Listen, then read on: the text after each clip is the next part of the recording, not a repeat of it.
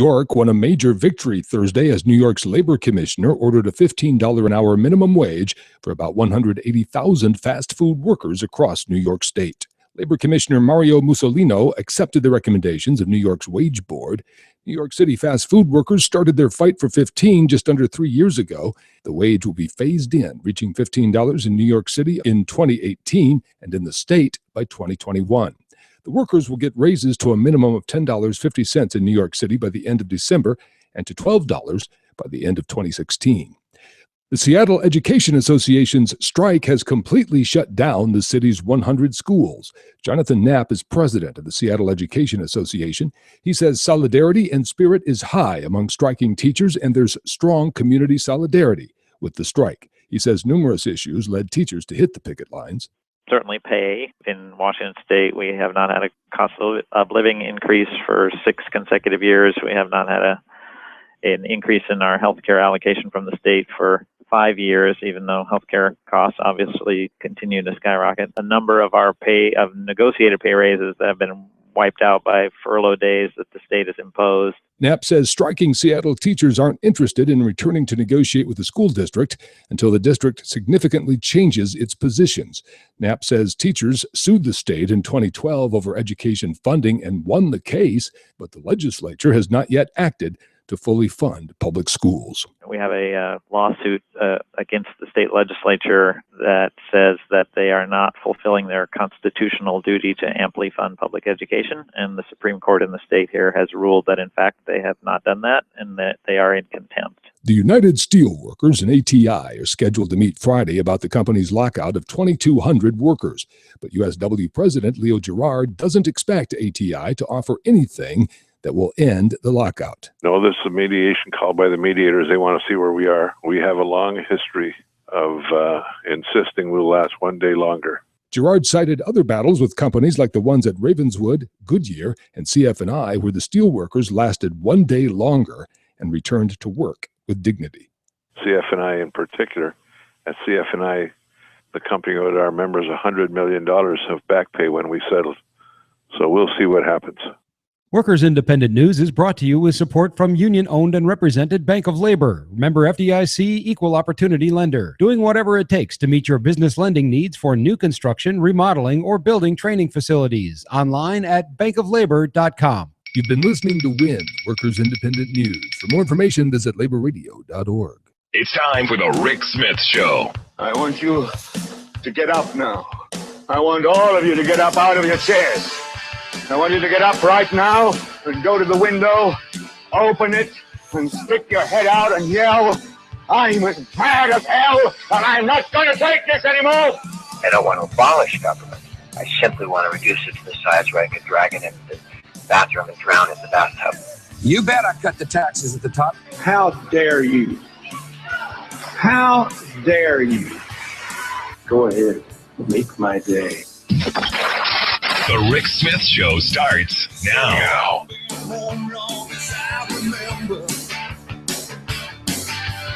This town gonna be here long after I'm gone.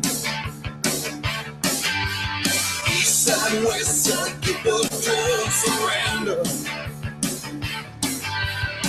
They've been down, but they're still right on. Go ahead, this time is my time. Alright, love or hate, it don't matter. 'Cause I'm gonna stand and fight. This time is my time. She got her ups and downs, but love or hate, it don't matter. 'Cause this is my time. And welcome, brothers, sisters, working class heroes. This is the Rick Smith Show. Thanks for being here today on the big program. Lots of things to get to, lots to talk about.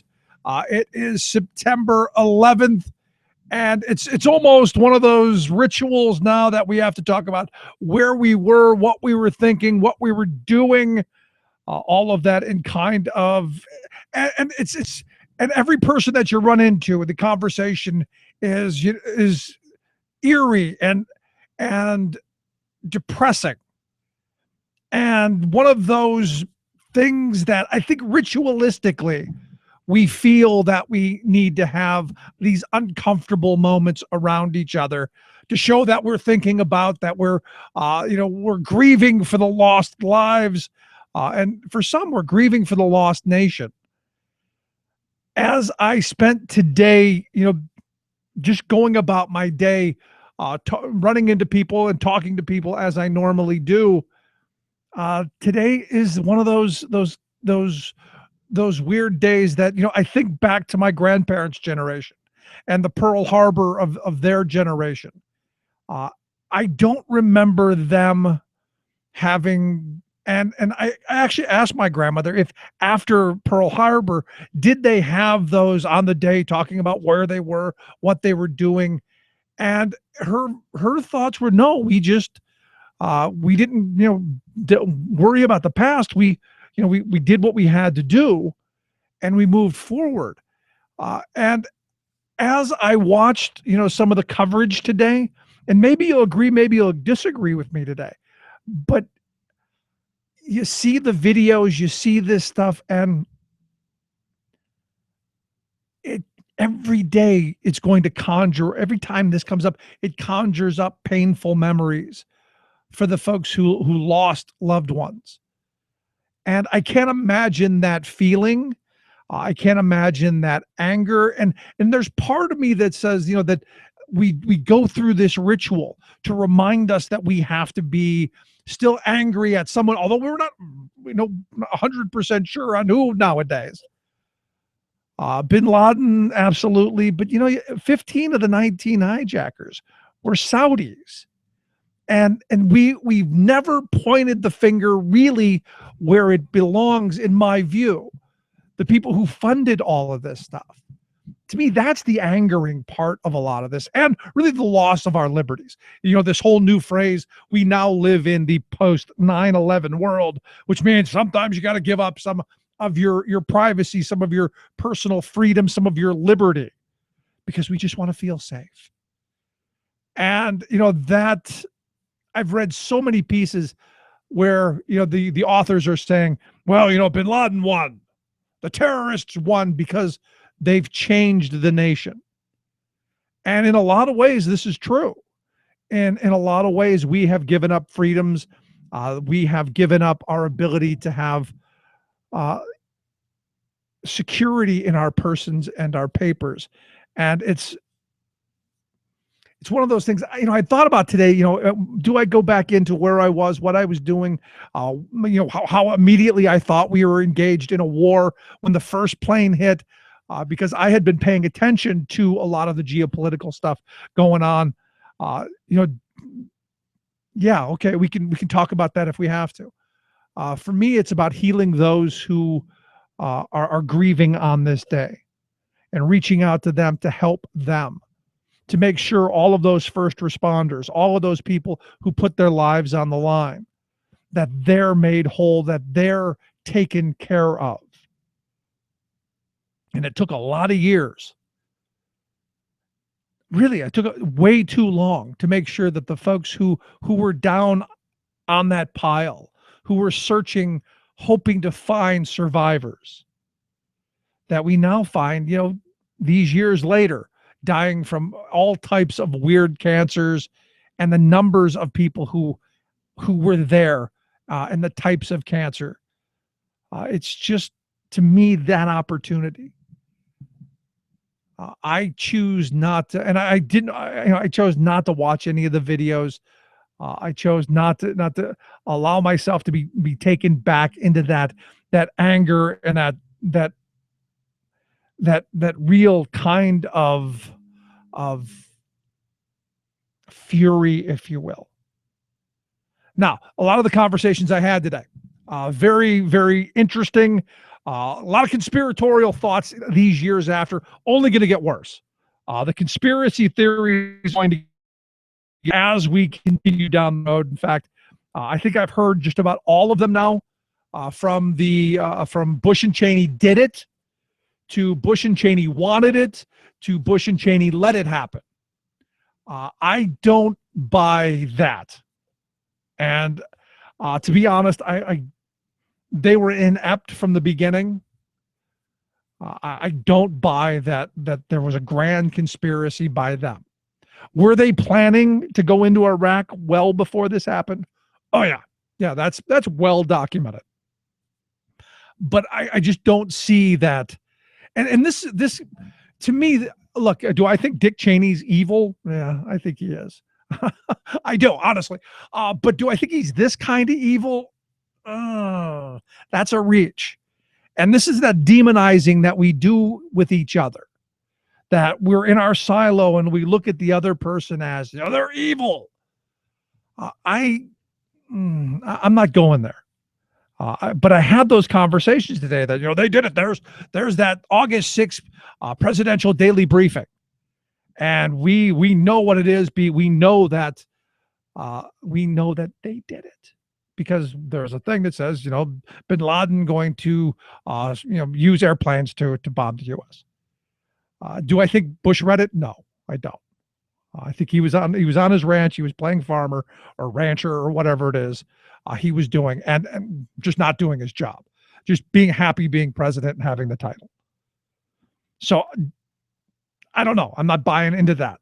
I actually, my favorite one today was one guy who told me that 9/11 actually did not happen, which is kind of one of those weird, bizarre moments that it did happen. Well, I saw it. And he sent me a couple of videos, and I've got tons of this stuff, which is really kind of interesting as well. Very creative. Also, the Israel did it. Mossad did it. I got that one. It was another Jewish group that they did it.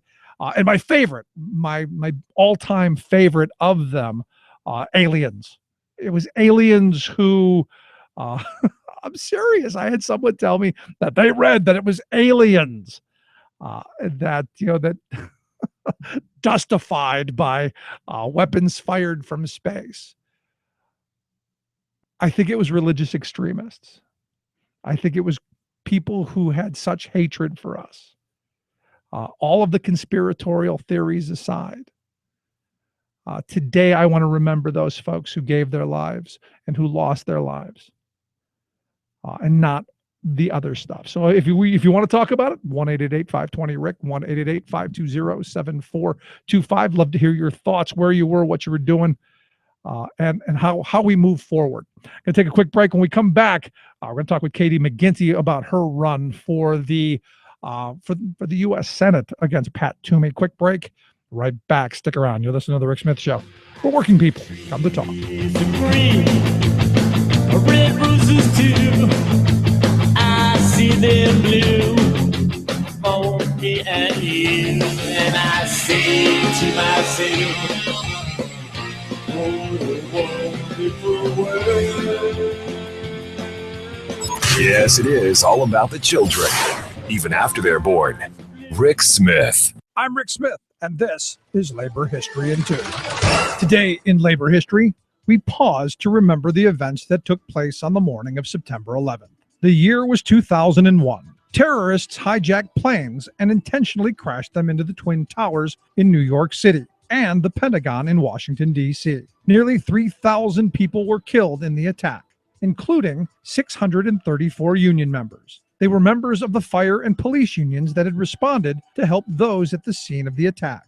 They were also pilots and flight attendants on the crashed planes. 343 firefighters died on that day. It was the deadliest firefighter disaster in U.S. history. Before September 11th, the greatest loss of firefighters in an urban building collapse fire occurred in Chicago in 1910.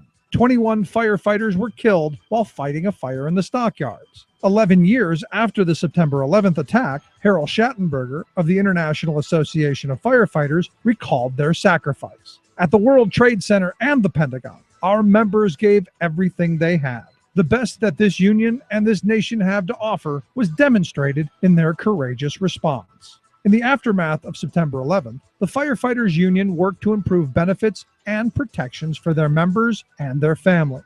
In particular, the Uniformed Firefighters Association Local 94 and Uniformed Fire Officers Association Local 854 lobbied Washington officials on these issues. In 2010, President Barack Obama signed the James Zagrota 9/11 Health and Compensation Act into law. The act was named after a police officer who developed a fatal respiratory disease while working at recovery efforts at Ground Zero. The act provided medical monitoring and treatment to World Trade Center responders. Labor History in 2 brought to you by the Illinois Labor History Society and The Rick Smith Show. For more information, go to laborhistoryin2.com.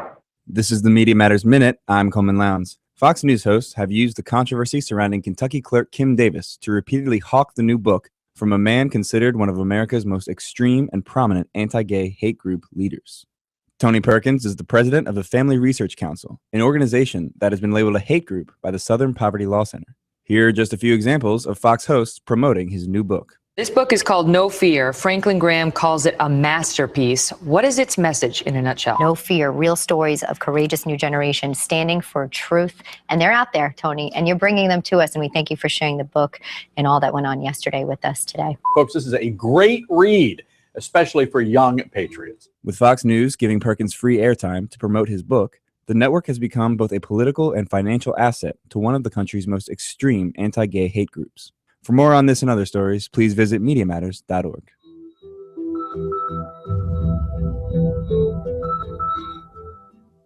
Chances are, when you took a shower this morning, an AFSCME member made sure that water was clean. When you drove to work, an AFSCME member maintained the road. When you rode an elevator, an AFSCME member inspected it. I'm David Philman, Executive Director of AFSCME Council 13, the American Federation of State, County, and Municipal Employees. AFSCME members enforce regulations, keep prisoners behind bars, take care of patients, protect the environment, and more. The work isn't glamorous, the salaries aren't high, but AFSCME members serve the public in every aspect of our daily lives. Chances are, you'll never see that AFSCME member working in a sewage plant, diving underwater to repair a bridge, or answering a 911 call. But aren't you glad they do? For more information, visit AFSCME13.org. We are AFSCME. We make Pennsylvania happen! Remembering that united we bargain, divided we beg. Rick Smith. 'Cause he's going the distance. He's going for speed. She's all alone in a time of need. Because he's racing. Welcome back to the Rick Smith Show. Check out the website, thericksmithshow.com. Love to hear your thoughts, your questions, comments. 1-888-520-RICK, 1-888-520-7425. So the news report out, Pat Toomey, the current senator here in Pennsylvania, he's going to announce, I guess it's Sunday, that he's going to officially announce that he's going to run for a second term as Pennsylvania's senator. Going to be a big Philadelphia hotel formal thing, probably cost a whole bunch of money. And it's one of those things where you go, here's the corporate guy, the Club for Growth guy, that doesn't believe in government, wants to destroy, hamper. Again, another one of these guys that you go, why? Oh yeah, because we want to restrain and destroy. And we were going to have Katie McGinty on, who is one of the Democratic challengers. She and Joe Sestak, who we've had Joe on the program a number of times, are going to try and vie for the Democratic nomination. She's somewhere between Pittsburgh and Philadelphia. And as you know, anyone who knows who has driven the turnpike, I'm saving you the in and out cell phone conversation. But we're going to get Katie back when held up in one part, you know how things go, but we'll get her back on the program. But today, I wanted to talk to her about, privacy issues. I wanted to talk to her about, in this post 9/11 world, what does our privacy look like? And what's frustrating and scary to me is we have been conditioned. And I think we go through this exercise quite often of, we have to be reminded why, the others are bad. And we have to be reminded of, they want to kill us. And yeah, there are a segment of religious extremists who want to kill us. That is absolutely true. And it is absolutely true that they they want to do harm to this country. And no one in their right mind would argue against that. But it's not everyone. Because I would argue there are some on the Christian side, some of the extremists who want to do harm to this country. Because for one reason or another, they have some belief, be it the abortion issue, be it the same-sex marriage issue, whatever. Be it they just woke up and they thought somebody was talking to them today. And we've given up a lot of our rights, I think, in this chase and pursuit of the illusion of safety. And I point to North Dakota. North Dakota, I cannot imagine, is high on the targets list of terrorists. I don't see North Dakota being up there in the, when I was a kid going in high school, there was a common kind of a morbid game that we used to play. You used to play war games. It was like Risk, only the next step of Risk. It was, if there was nuclear war, what cities would go first? And you would I'll tell you how bizarre it was. You would, go by population and manufacturing and all kinds of things that you would try and find out and go, okay, where would the first strike be? And, we always thought living in Cleveland, Cleveland would be one of the, the first, 10, 15 sites because of the steel manufacturing capability, the manufacturing prowess that at the time Cleveland still had. St. Louis would have been another one really high on the list. The Ferguson area, in fact, because of all of the military contractors that are there. And of course, New York because of its economics, Washington, D.C. because of its politics, Chicago because of its central location. If you could break that, you could pretty much destroy transportation. So you go through these ideas and these scenarios. North Dakota was never on anyone's list. Never on anyone's list. But right now, evidently, North Dakota is the only state in the country that allows and has made it legal, and through legislation and all of this, that police now have absolute free reign to use drones that carry weapons. They can carry they can have weaponized drones. Now, it can't be lethal weapons. Evidently, we're not bullets yet, but it can have, tear gas, and it can have, those little beanbaggy things, sound cannons.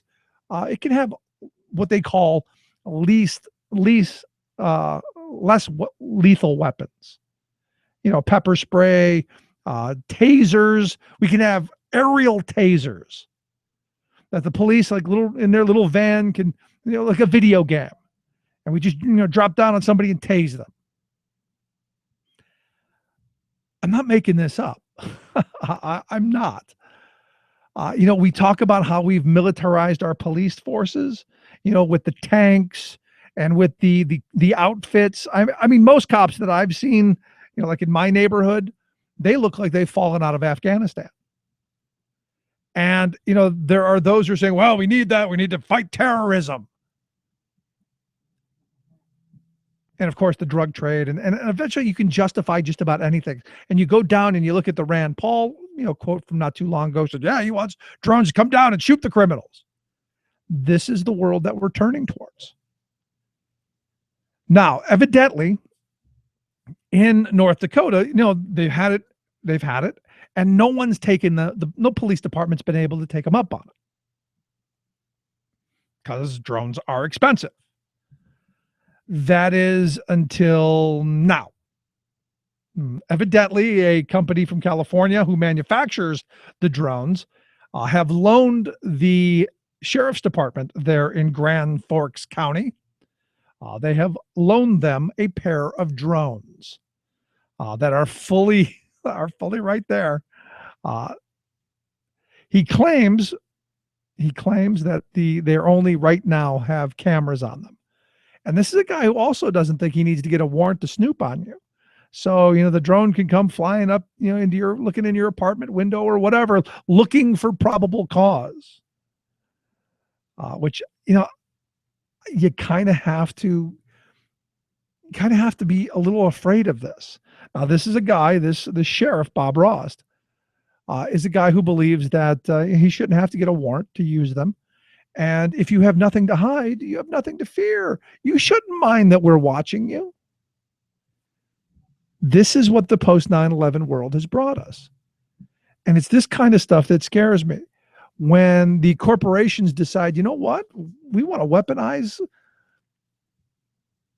the police force with our drones and mass produce them, and they're all over the place, to where every movement you will ever make will be scrutinized. You know, I had one of these moments, and yesterday I saw this just ridiculous story, and I think it was somewhere in, I think it was in Georgia. Don't hold me to that.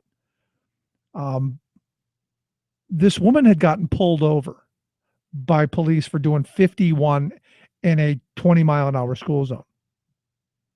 And she said something really idiotic. And it was something along, well, this is the reason you guys get shot, which someone should have smacked her. Because nobody comes to work hoping they're going to get shot or injured or any of that. But it started this whole conversation about, you know, what is a justifiable stop? I think doing 51 in a school zone should be more than just a $600 fine. It should be, you got arrested. You've more than doubled the speed limit. Because that to me is total flagrant disregard for the law. But it also came down to, when do police have probable cause to stop you? And, what's that line between your privacy and their right to do a whole bunch of other things?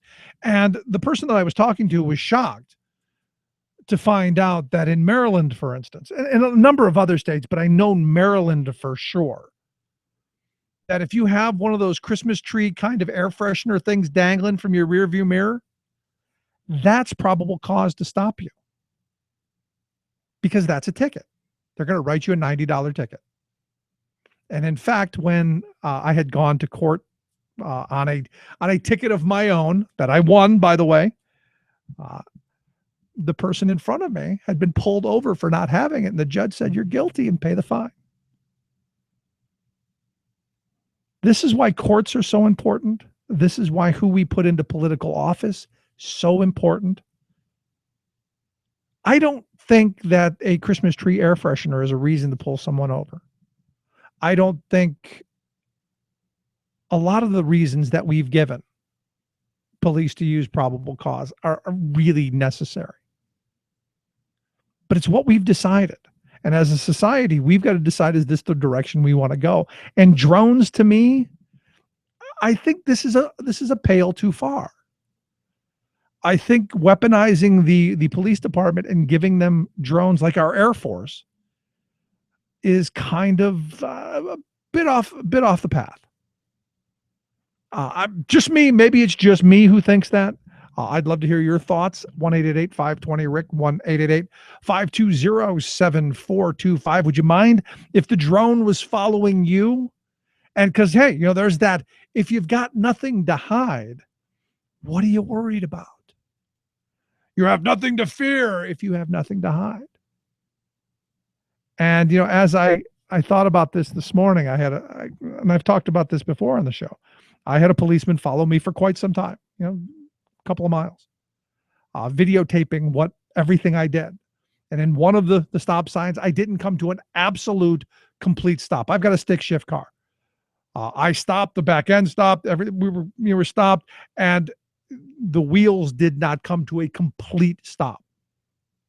Still controlled, nobody else on the road, and that was cause to pull me over. This is what we've done. And the question is it right? Is it what we want as a society? I'd be interested in your thoughts. Quick break, right back after this. Stick around. You're listening to The Rick Smith Show.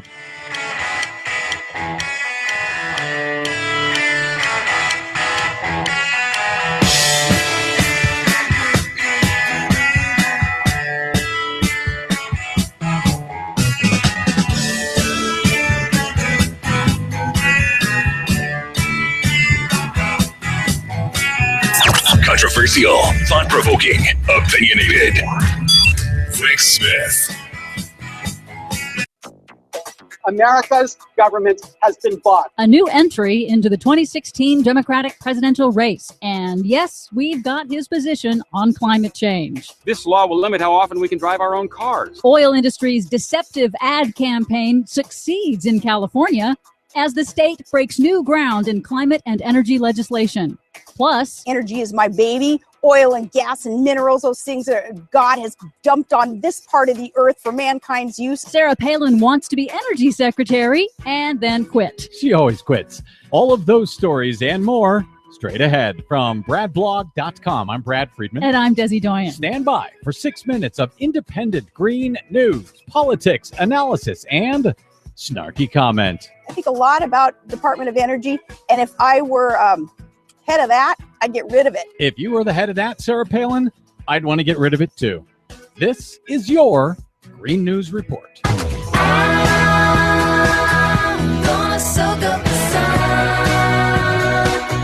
Okay, Desi Doyen, all year long, you have been reporting the climate change positions of every single major presidential candidate to enter the race, whether Republican or Democratic. Haven't had any third-party people yet, but we do have yet another candidate, this time on the Democratic side. Yes, we thought we were done, but we now have a new entry into the 2016 race. You thought you were done, but press on. Harvard Law professor Lawrence Lessig announced his candidacy for the Democratic nomination on Wednesday. Lessig says if you want action on huge challenges like climate change, you have to get money out of politics. So his one goal as president will be to fix campaign finance reform and then quit. Because, as he explained in his announcement, that's the one thing that has to change first. Only if we do this do we have a chance to solve the problems that hold America back. Lessig accepts the science of climate change and calls for swift action after he does campaign finance reform. Former Alaska Governor Sarah Palin wants to be Secretary of Energy if Donald Trump is elected president in 2016. She volunteered for the job in an interview with Jake Tapper on CNN. Energy is my baby. Oil and gas and minerals. And if I were head of that, I'd get rid of it. And I'd let the states start having more control over the lands that are within their boundaries and the people who are affected by the developments within their states. So, you know, if I were in charge of that, it would be a short-term job. Okay, so all of her jobs seem to be short-term. Yes, they do. So Lawrence Lessig wants to become president and then quit, and Sarah Palin wants to be energy secretary and then quit. Yes. Nice work if you can quit it. Well, it turns out that Sarah Palin is not actually clear on what the Energy Secretary's job is. The Energy Department manages the nation's nuclear weapons, high-tech research, and development. It's the Interior Department that is in charge of oil and gas development. You know, oil and gas and all those things that are her baby are not even in the Energy Department that she wants to run? Different department altogether. I hope she gets the job so she can be fired. Meanwhile, in California, the state legislature is tackling an ambitious agenda on climate change and pollution. First, they banned microbeads in personal care products that are for sale in the state. Microbeads are tiny plastic pellets used in products like toothpaste and face scrubs. They're not caught by municipal wastewater systems and are now polluting lakes and rivers and mistaken for food by marine animals. The California state legislature also passed legislation requiring the state's two huge employee pension funds to divest from coal. California's two largest employee pension funds control a combined $400 billion in investments and are the largest pension funds yet to divest from coal. That is a huge story. California was also considering a major climate bill to cut the state's pollution and carbon emissions, setting a target for California to get half of its electricity from renewable sources and to cut the state's petroleum use in half within 15 years. But, of course, the oil industry is against the idea of consumers buying less oil and launched a deceptive $1 million ad campaign. Some say it's about state regulators limiting how far we can drive by rationing gas, increasing costs, or penalizing drivers for using too much gas. But really, it's about making it harder for regular people to drive to work and drive home each day. None of that is actually true, as Tim O'Connor of the Environmental Defense Fund explained on the broadcast. The Western States Petroleum Association, or WISPA, behind the ads, is afraid the idea will spread. If other states see California the nation's leader in gasoline use, cutting its consumption and cutting its spending, I think they're going to want some of that for themselves. And that's where I think WISPA really wants to stop this this snowball from growing and taking hold. However, the oil industry in California won on Wednesday in getting that 50% cut in petroleum use withdrawn from the bill. But California Governor Jerry Brown has vowed to continue the effort via regulatory methods. So the $1 million lie campaign worked. For now, Brown says they won the battle, but he thinks they'll lose the war. We'll see if they lose it in time. For much more on those stories and the ones we couldn't get to today, please check out our website at greennews.bradblog.com. Find us and follow us on the Facebooks and the Twitters at Green News Report. I'm Brad Friedman. And I'm Desi Doyen. And this has been your Green News Report. California soul. California soul. The sun comes up every morning. Minimum wage. Yeah. You know what it means when they pay you minimum wage? You know what they're trying to tell you is like, hey, if I could pay you less, I would. Welcome back to the Rick Smith Show. So I don't know if you saw the news yesterday. Big news coming out of New York State. Andrew Cuomo, the governor there, has come out in favor of a statewide $15 an hour minimum wage. And it's one of those things where you go, okay, let me see the details, because Cuomo was not in favor of it not too long ago, not like 6 months ago. You go back to when de Blasio called for, the mayor of New York City called for a $15 an hour minimum wage in the city and a $13 an hour minimum wage for the rest of the state. That was February, I believe. Cuomo's office released a statement saying that good luck, not going to happen, calling it a non-starter. And, at the time I had said, this is why we need working class Democrats. We need the Bernie Sanders types. We need people who, understand what it's like to punch the clock and still not be able to make ends meet. And now maybe the voices have gotten to him, because he did an event Thursday with the vice president. Joe Biden was in town, and the $15 for fast food workers in the state. We'll see where it goes. Now, does it pass the legislature? I don't know. One thing for a politician to come out and say I'm in favor of it. Another thing to actually get it done, because look, the state Senate controlled by Republicans. So it could be one of those feeling pretty safe to say, yeah, we're gonna do it, and then not so much. Now the wage board has called for an increase, which this will make it, and we're going to find out on Monday when we talk to some of the folks who worked on this campaign, what this means. Does it mean that we may see something happen? Does it mean that New York City, New York State could be the next place to increase the minimum wage? We shall see, but I think it's a step in the right direction, and it is a showing of what we working people can do when we exert our power on our politicians. Seems pretty simple to me. Because here's the thing, and CNN Money had this really interesting piece that I read yesterday.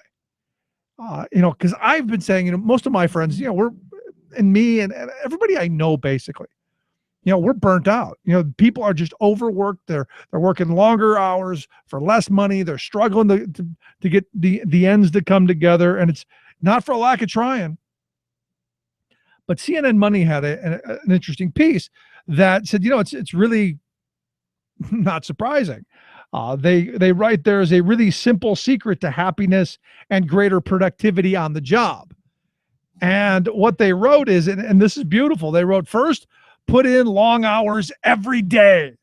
Second, check work emails constantly after hours. Third, do more with less year after year. That's it, they write. That's the secret, according to findings from no study ever. They write that's exactly how many employees, exactly many employees function on the job every day, every week, every year. It's either employers who are saying you have to do it or saying you should do it because everybody else is doing it. It is what Tony Schwartz, the founder of the Energy Project, wrote in a study to 20,000 employees. The model of how to work has been the machine, and more recently, the computer. More, bigger, faster remains the prevailing mantra. Now, evidently, Schwartz has noted that losing formula for humans who are designed to pulse regularly between spending and renewing energy. His study, done in concert with the Harvard Business Review, found that more than half employees did not have regular time for creative or strategic thinking. The ability to focus on one thing at a time, because we're told, we got to multitask, multitask, which in my view, multitasking is doing a whole bunch of stuff in a really half-you-know-what manner. The other findings are opportunities to do what they enjoy most, opportunities to learn and grow. More than 40% also lacked overall positive energy, the ability to balance work and home life, and the ability to disengage from work, just step away and let it go.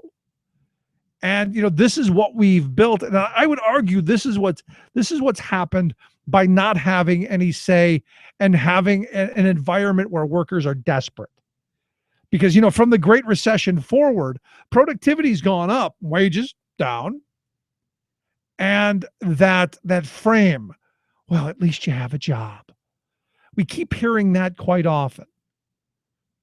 And you look at, there have been studies done. You work 50, 60 hours a week. The amazing thing is people think they get less done than they do in just working 40 hours. The idea of, and this goes back to, something I remember as a kid. I had he was a Hungarian guy, a first generation guy. He was of the mindset that we were moving back toward and this is 30 years ago, we were moving back toward the mentality that we live to work instead of working to live. Now, one of Mr. Schwartz's big ideas is at the end of the day, you go home, go meet friends, work out, catch up with your kids, vacuum, whatever, the job behind. And according to the Energy Project, they advise that people work in no more than 90-minute cycles and then take a rest. Little break, occasional nap even, kind of rejuvenate, kind of get the mind back into focus. Good luck. Good luck on that one. How many employers are buying that stuff? Especially when you get to the low end workforce, the low wage folks, the people who are constantly, you go to the fast food restaurant, the people are just running around all day long. Yeah, good luck on that one. And this is why I keep saying, I had every job I ever had. I had a union contract. And in the contract, it laid out every 2 hours, you take a break. 10 minutes here, 30 minutes here, 10 minutes there. Just to take a breath, to re-energize, to refocus. So when I look at this guy's positions, not surprising at all. And maybe something that we should be saying, we should do that. Maybe give it a shot. What do you think? Let's take a quick break. Right back. Stick around. The bar's still open, but man, it's slow. The tip jar's light and the register's low. The bartender don't have much to say. The regular crowd gets thinner each day. Some are maxed out all their credit cards. Some are working 2 jobs and living in cars. Minimum wage won't pay for a roof, won't pay for a drink. If you gotta have proof, just try it yourself, Mr. CEO. See how far $5.15 an hour will go. Take a part-time job at one of your stores. I bet you can't make it here anymore.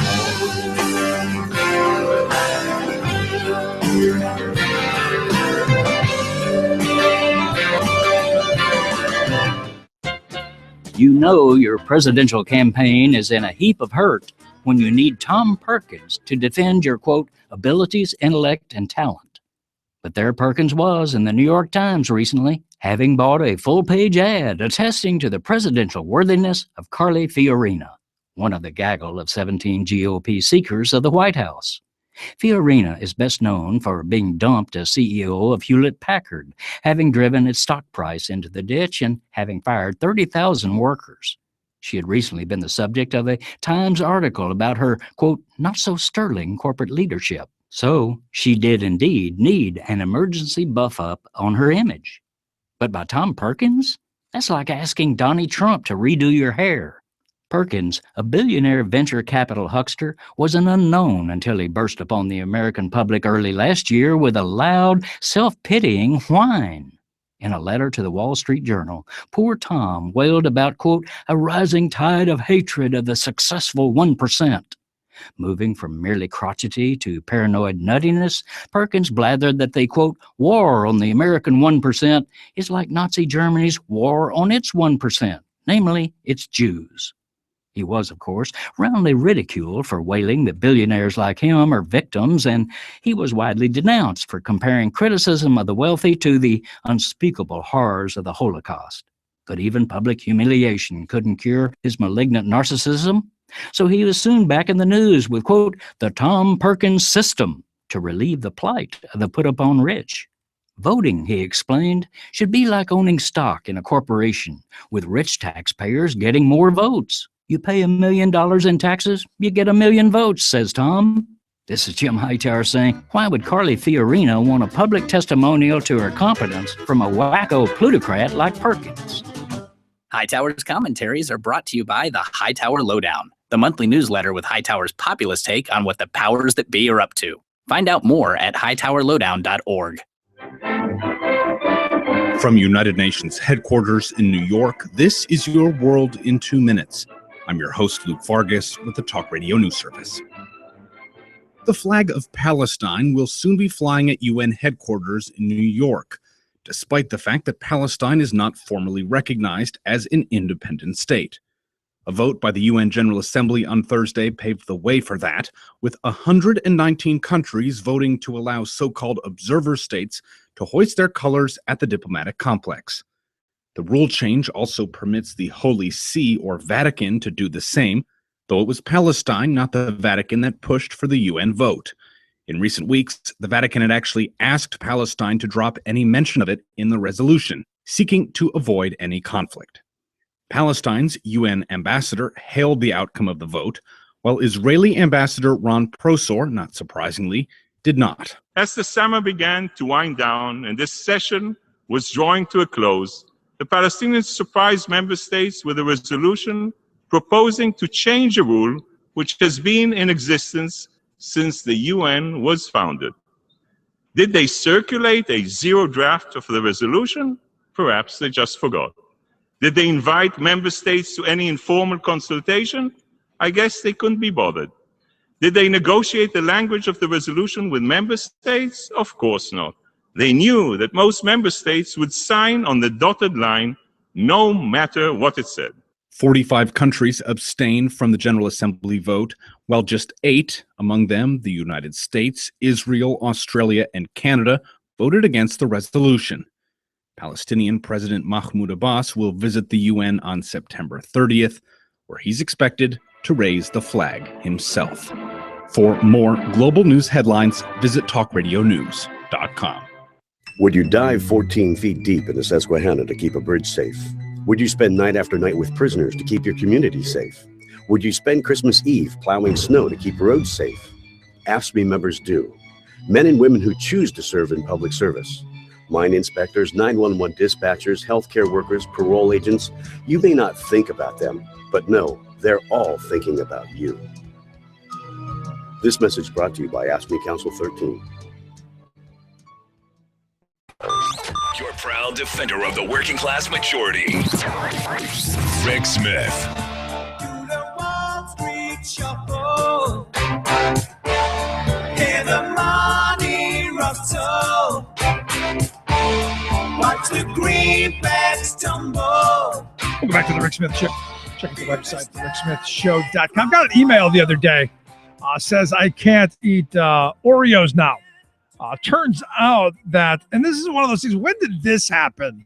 When did Mondelez, the big Mexican company, buy up the Oreo brand? When did they buy up Kraft? When did they buy up all of these what are really historically American brands? When did they gobble all this stuff up? It just kind of makes you go, what's going on here? Evidently, and as I looked at it, I go, let me learn a little bit more about this Mondelez company. And I came across Jim Cramer, who everyone's seen, Jim Cramer on TV doing his antics. And I think he's hysterical. I think he's fun to watch. Supposedly a Democrat, but a good Wall Street guy. Evidently, he loves the Mondelez stock. And the article that I came across said, for two big reasons he loves the Mondelez stock. One, they're evidently moving towards some healthier type snacks. So we may have healthier Oreos, and I think they actually do have some healthier versions of Oreos. But we're gonna have healthier stuff. And the other part is they are cutting their costs. And the article goes in to talk about their CEO, this Irene Rosenfeld, who has focused, on cutting costs. In fact, she said in the company's July 30th earnings call, according to the report, on the cost front, we drove record net productivity in our supply chain and continued to reduce overhead cost as a percentage of revenue, driven by strong execution of our zero-based budgeting initiative. So, just that's what that is. That CEO speak for. We were able to cut wages. We were able to, screw the workforce and make them work harder. They've done more work. There's more output. There's more revenue. There's more profit, and they got less of it. That's basically saying labor's share of what they did shrunk, and we took more of it. There was more for the shareholders. There was more for the corporation.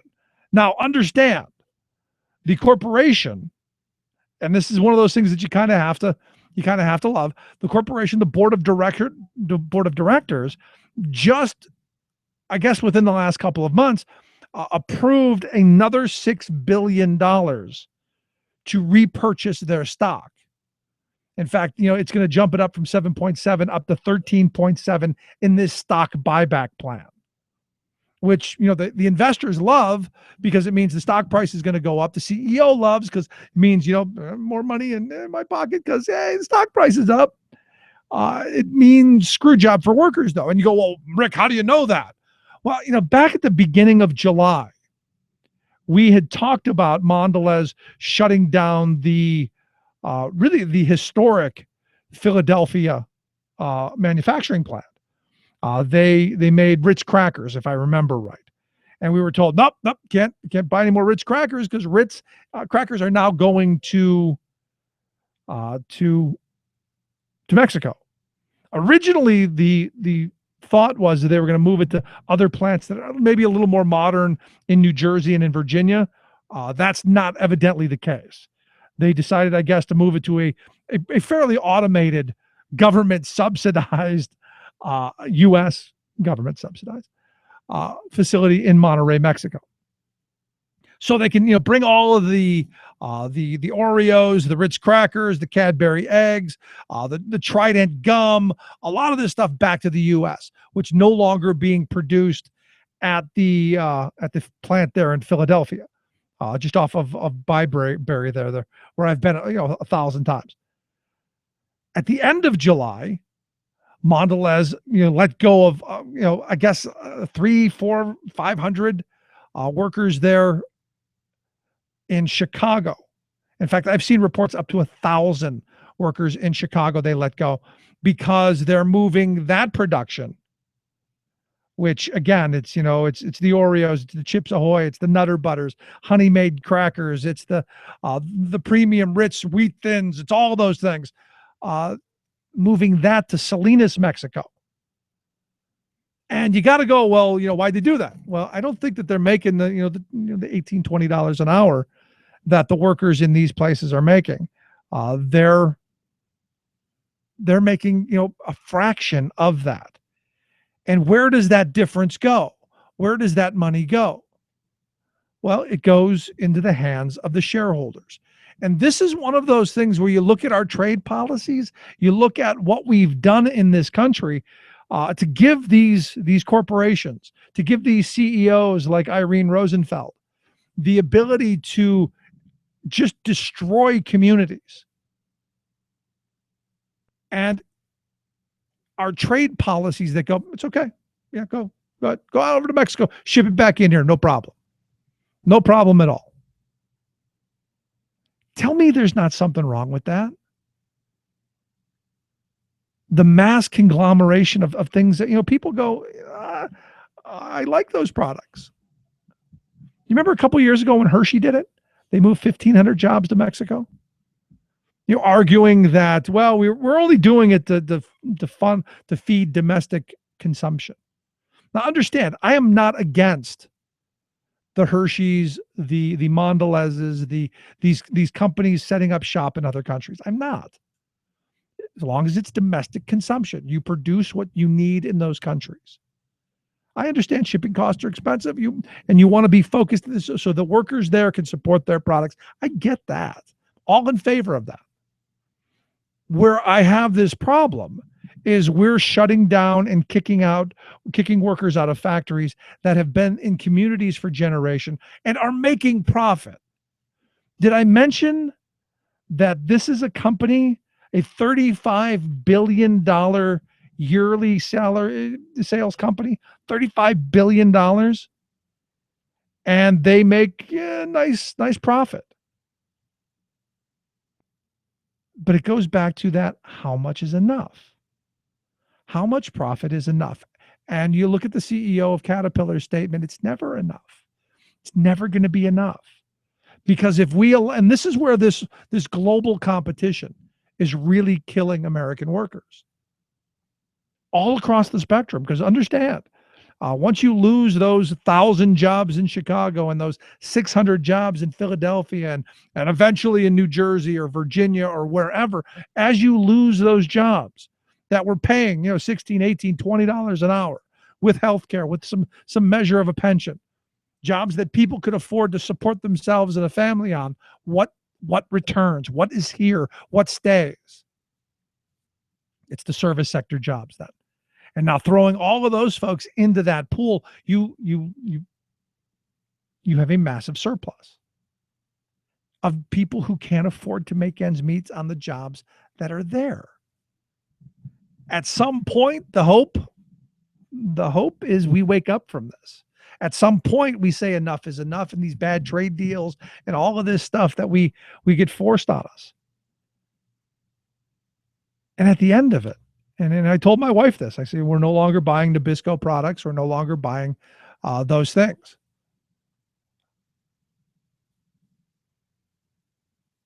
Because at some point, we have got to look at some type of class solidarity.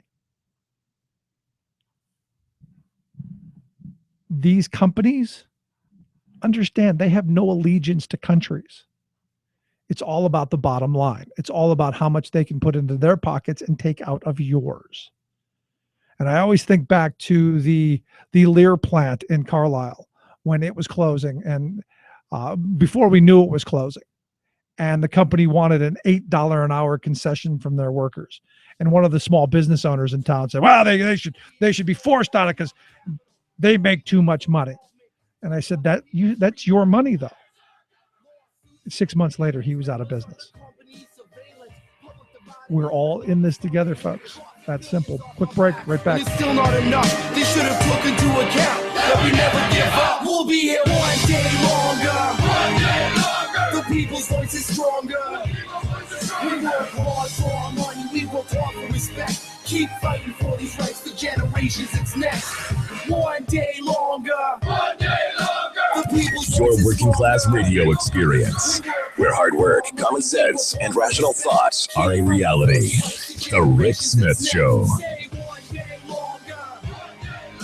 You're listening to The Rick Smith Show. For more information, go to thericksmithshow.com. If you've missed any portion of the program, you can download the podcast at thericksmithshow.com. You're listening to WIN, Workers Independent News, a production of Diversified Media Enterprises. I'm Doug Cunningham. Fast food workers in New York won a major victory Thursday as New York's labor commissioner ordered a $15 an hour minimum wage for about 180,000 fast food workers across New York State. Labor Commissioner Mario Mussolino accepted the recommendations of New York's wage board. New York City fast food workers started their fight for 15 just under 3 years ago. The wage will be phased in, reaching $15 in New York City in 2018 and in the state by 2021. The workers will get raises to a minimum of $10.50 in New York City by the end of December and to $12 by the end of 2016. The Seattle Education Association's strike has completely shut down the city's 100 schools. Jonathan Knapp is president of the Seattle Education Association. He says solidarity and spirit is high among striking teachers, and there's strong community solidarity with the strike. He says numerous issues led teachers to hit the picket lines.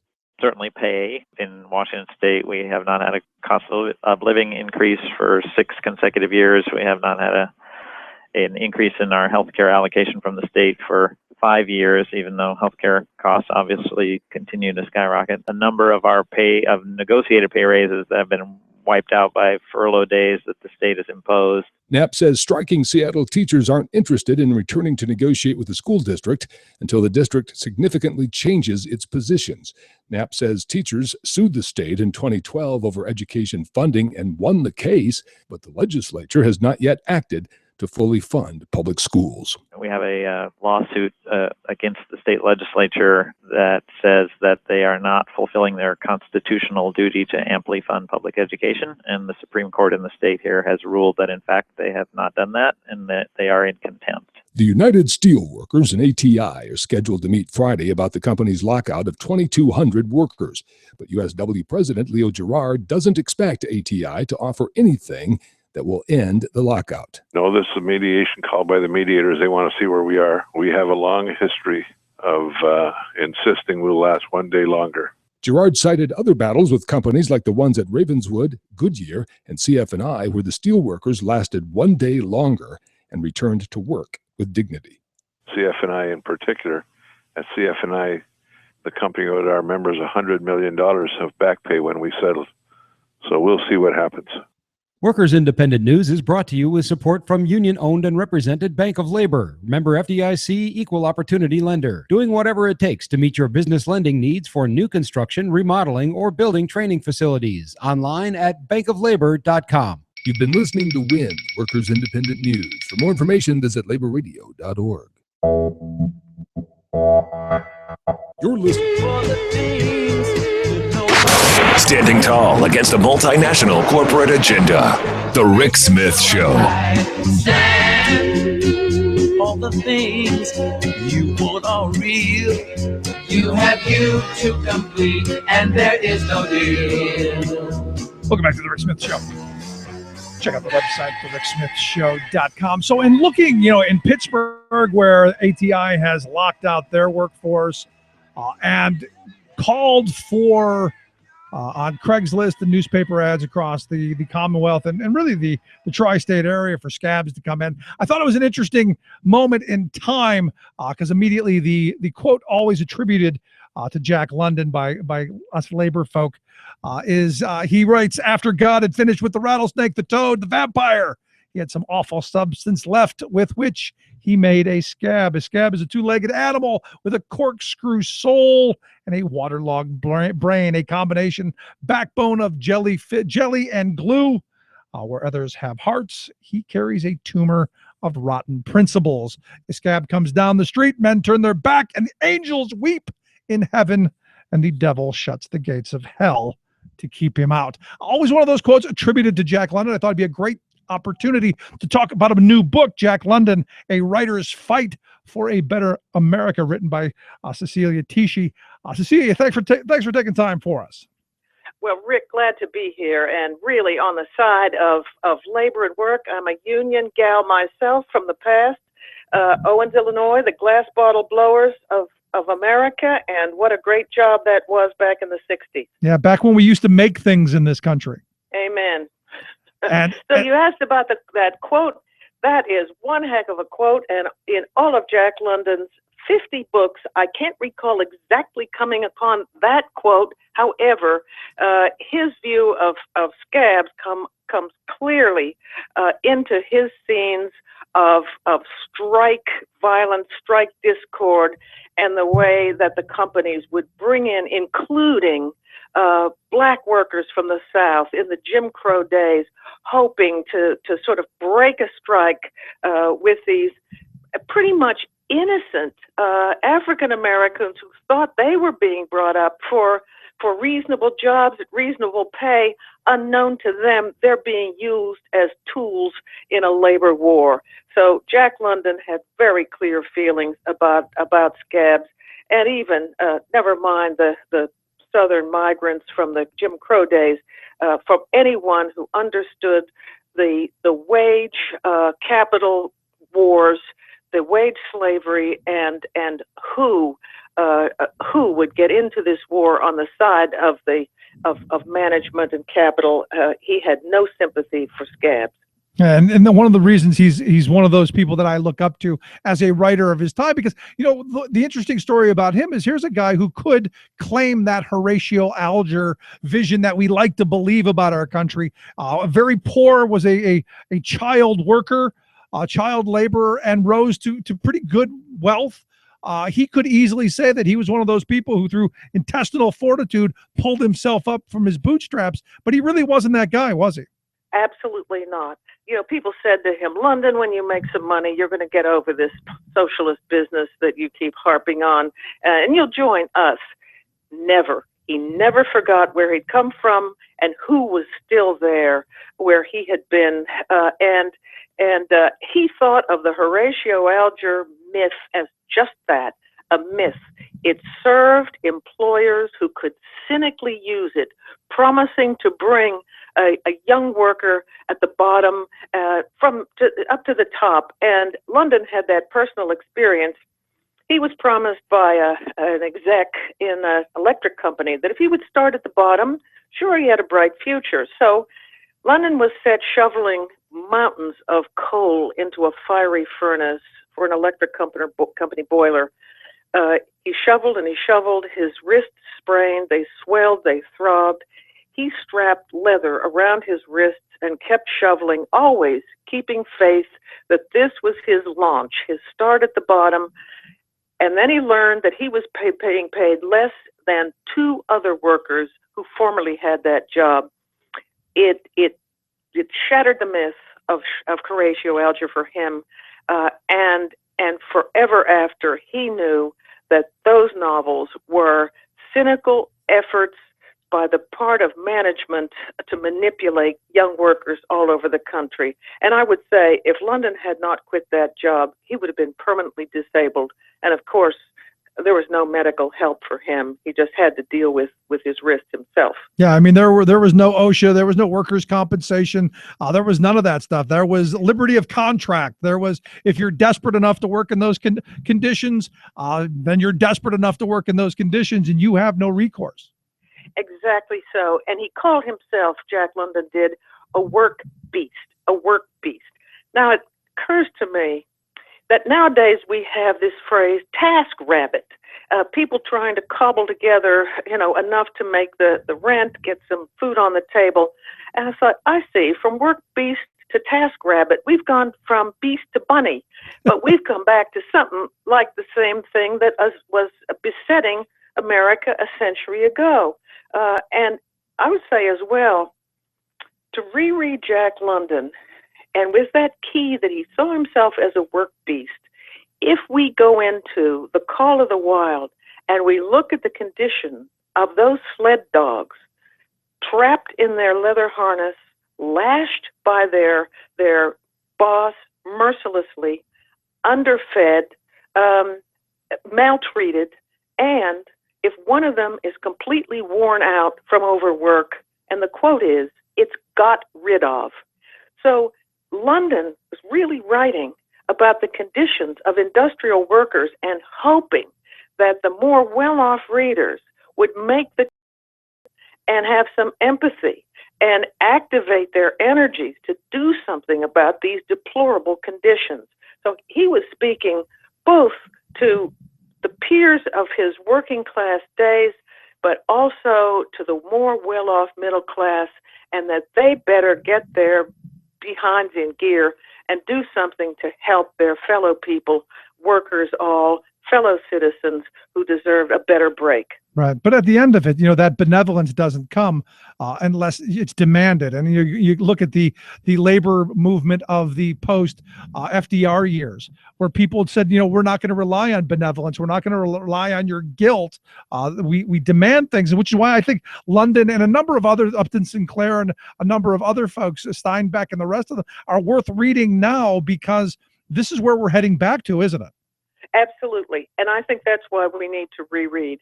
I think London's trajectory, and he said this won't happen in a day, all the good progressive times that we could look forward to with serious social change. It won't happen right away. And I think that the arc of what he argued for goes up in through the progressive era and up into the New Deal. A good many of Roosevelt's advisors harken back to this awful Gilded Age and into the progressive era. It was the first beginnings of labor rights and of the banning of child labor. I mean, London was himself a child laborer. He had worked in a jute mill and a cannery, 10 cents an hour, shifts as long as the boss wanted you at the machine on the job. So he knew firsthand. He wasn't the only one. There were people gathering around and saying child labor, what does it amount to? It amounts to adults who are illiterate, who have no skills at math, arithmetic, because they've spent their childhoods at looms or in smelters or wherever, industrial sites. And this is crippling the American future. So London saw all this, but he knew it would be a long haul. And Rick, if he came back now, he would look around and say, what has happened to you? What have you let happen to this America? You have slid back. You're in another Gilded Age, and you've got to do it all over again. Yeah, and that's exactly where my mind was going. You're listening to the Rick Smith Show. We're with Cecelia Tichi. She's written this great book, Jack London, A Writer's Fight for a Better America. And, I look at this and, the call for education, getting children out of the mines, getting children out of the looms, getting them that education. The fight today, if you look at, our urban centers where they're attempting to destroy public education, charterize and profitize everything, it's eerie to me. In looking back at this era that Jack London lived in, that they want to take us back to this. I remember in 2012, Newt Gingrich said, we get those kids to go in and clean the toilets and get rid of those unionized janitors. And, as you were talking about, what the kids would turn into, illiterate adults, that I fear the future. Rick, that was a really chilling moment. The former Speaker of the House of Representatives, a candidate for the presidency, and he proposes child labor again, under the guise of building character and instilling discipline. And of course, that was the pitch back in London's day.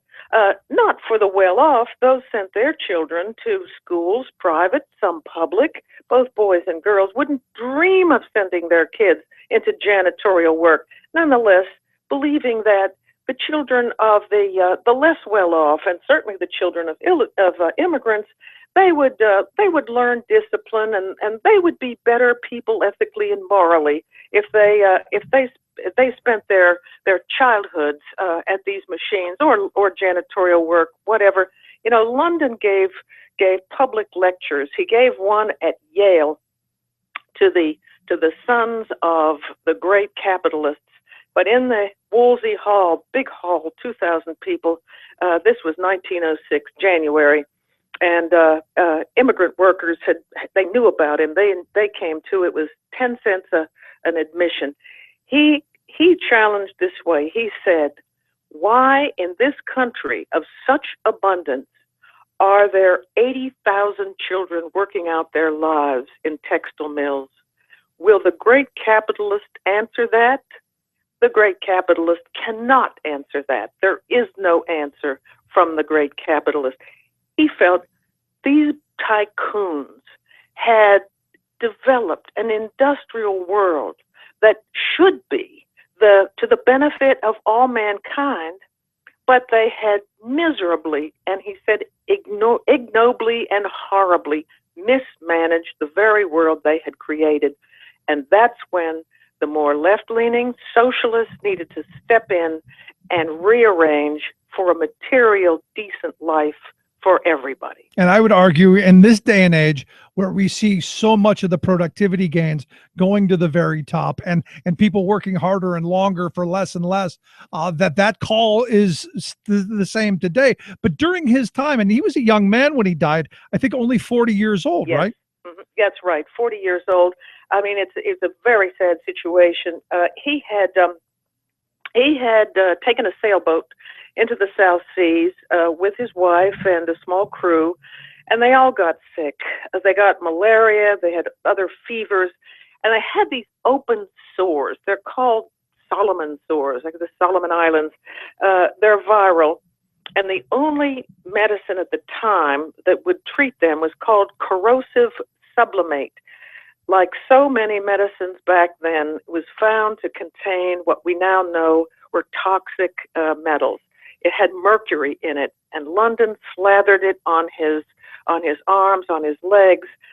Very soon, a doctor said, "Mr. London, this will shorten your life because mercury cannot be expelled from the kidneys."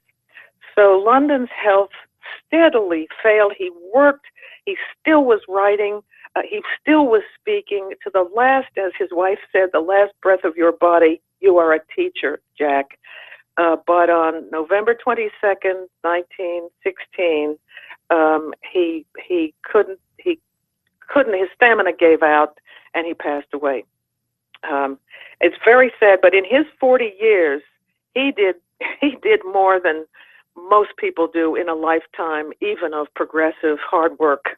He's an amazement. Yeah, I mean, he was what we would, I think, commonly call a workaholic. I mean, he had a prolific writer. If you look at, in just that time, the list of achievements.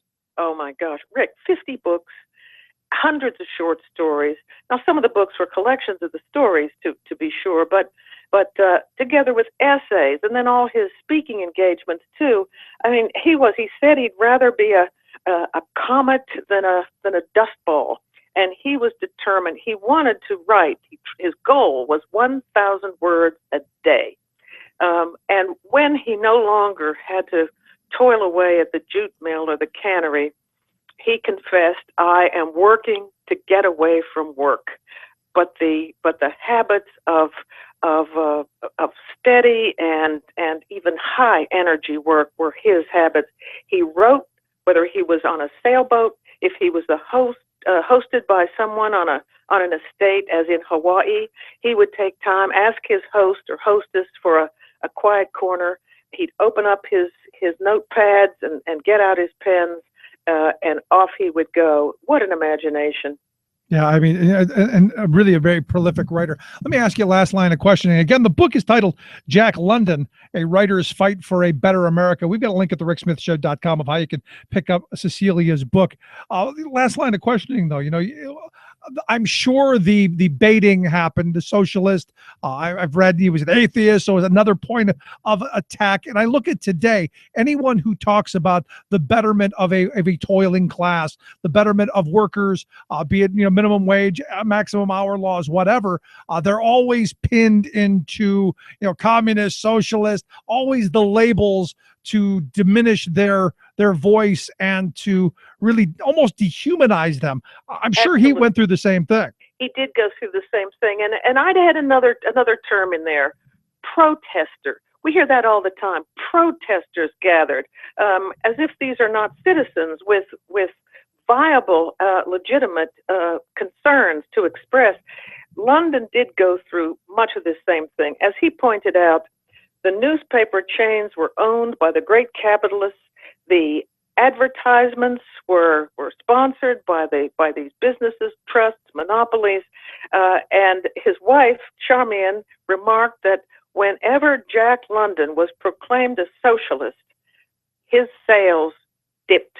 He was never shut up, but his sales would somewhat decline. He was linked socialist, communist, anarchist, And he would come back with this. He would say, aren't we social beings? Don't we want to live as a society? And don't we want to live all together under a better form of government than the one we now have? Open question. Who could say no to that? Yeah, call me that kind of socialist. Yes, call me that kind of socialist. You bet. And he stuck with it and never buckled, and was called all kinds of names.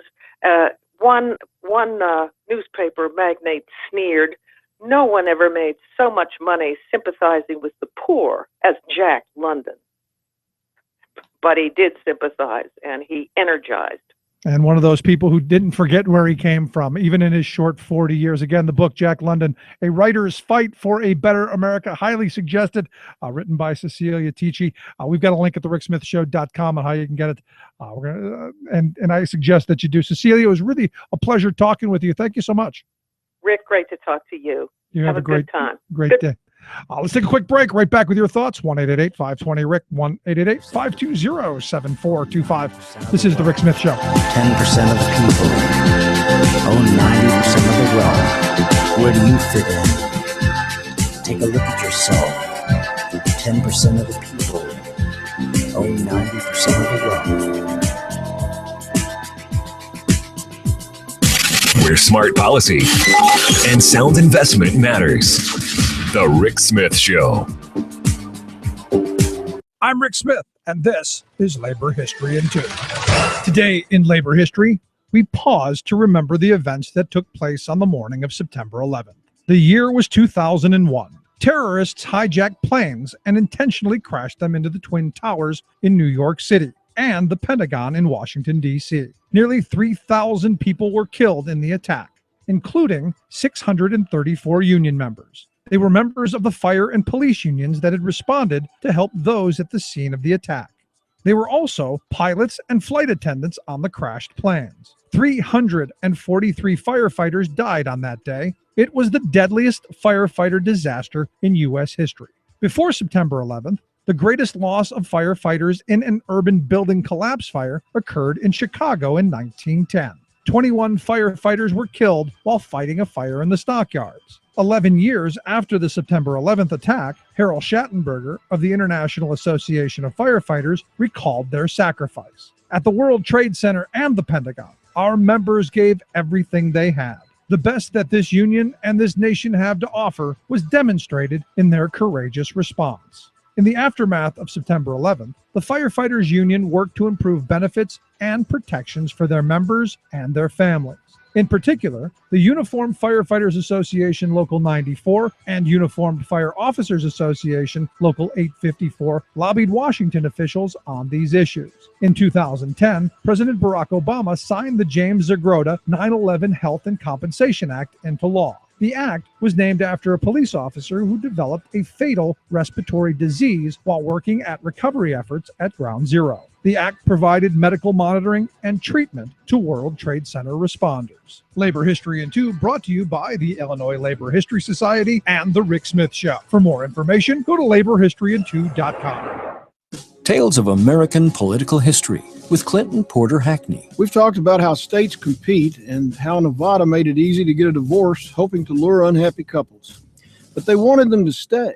So their new laws still required that you own Nevada property and that you live there for 6 months. But Hollywood star Mary Pickford would not be denied. Of all the gambling in Nevada, the best piece of luck they've ever had may be that Pickford's divorce was controversial. On March 2nd, 1920, the famous actress swore to a Nevada judge that she had been living there for 6 months, and she produced what some said was a backdated property deed. Legislators questioned the legality. The media went in an uproar and reported on the scandalous divorce in Reno, even though it took place in Douglas County, about 45 miles south. Divorce actually became a huge force in the Nevada economy, and all the Pickford publicity solidified Nevada's divorce industry, which is still strong today. This is Clinton Porter Hackney at cphackney.com.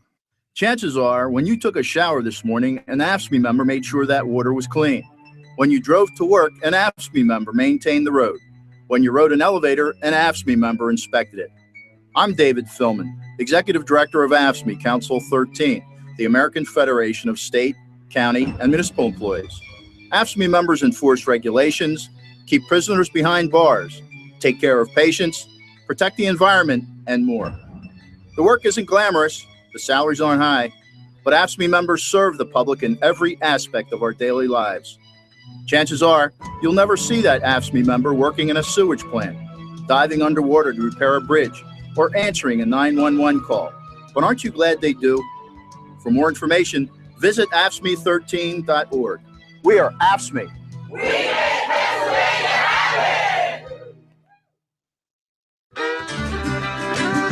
The man who sends the investor class diving through their tax shelters. Vic Smith. At every trough you stop to feed. With your arrogance, your ignorance and greed.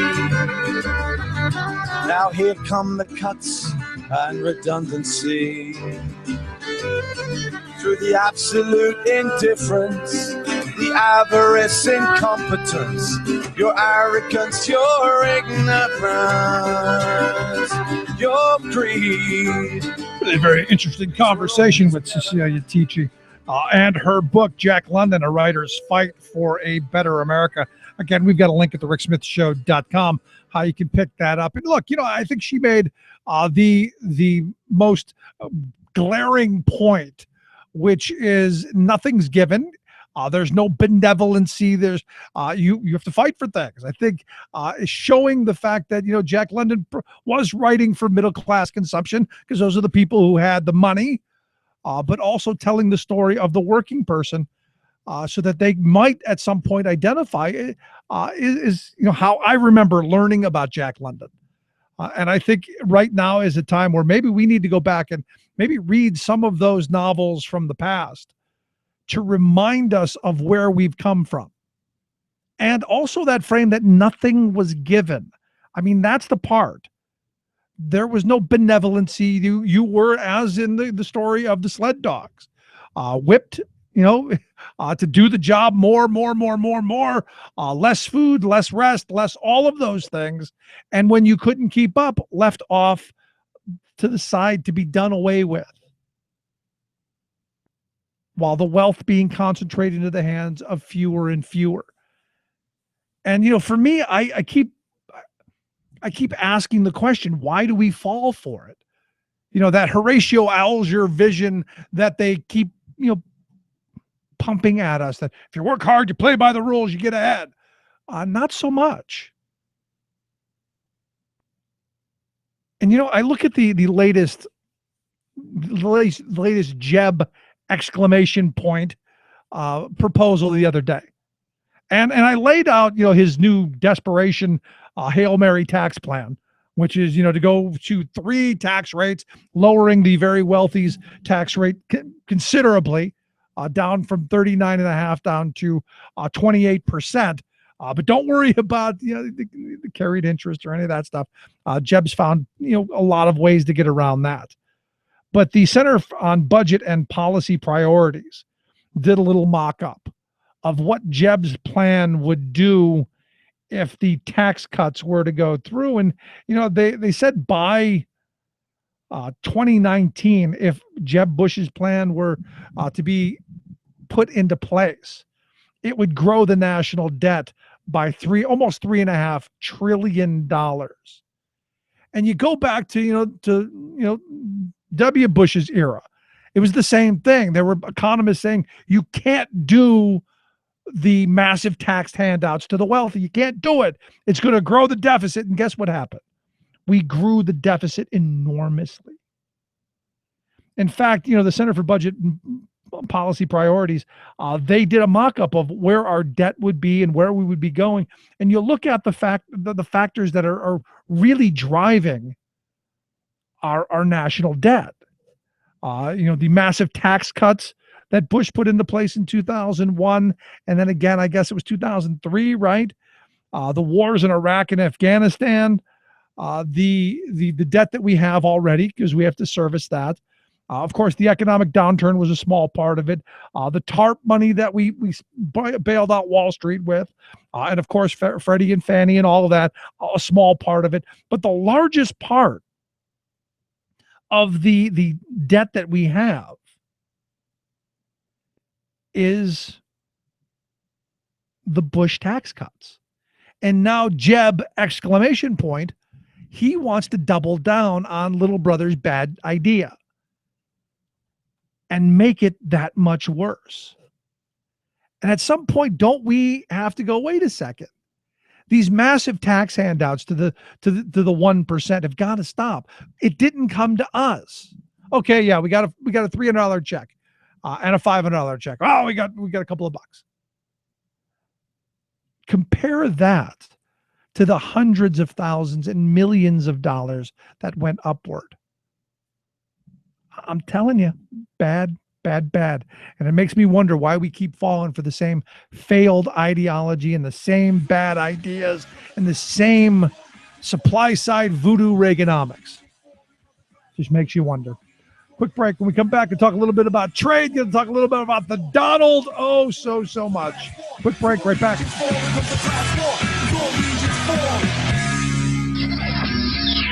You're listening to The Rick Smith Show.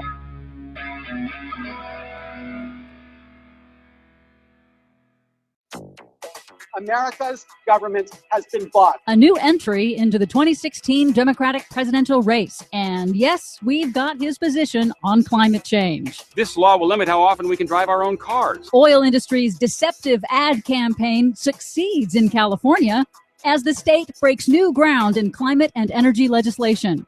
Plus, energy is my baby. Oil and gas and minerals, those things that God has dumped on this part of the earth for mankind's use. Sarah Palin wants to be energy secretary and then quit. She always quits. All of those stories and more straight ahead from bradblog.com. I'm Brad Friedman. And I'm Desi Doyen. Stand by for 6 minutes of independent green news, politics, analysis, and snarky comment. I think a lot about Department of Energy, and if I were head of that, I'd get rid of it. If you were the head of that, Sarah Palin, I'd want to get rid of it too. This is your Green News Report.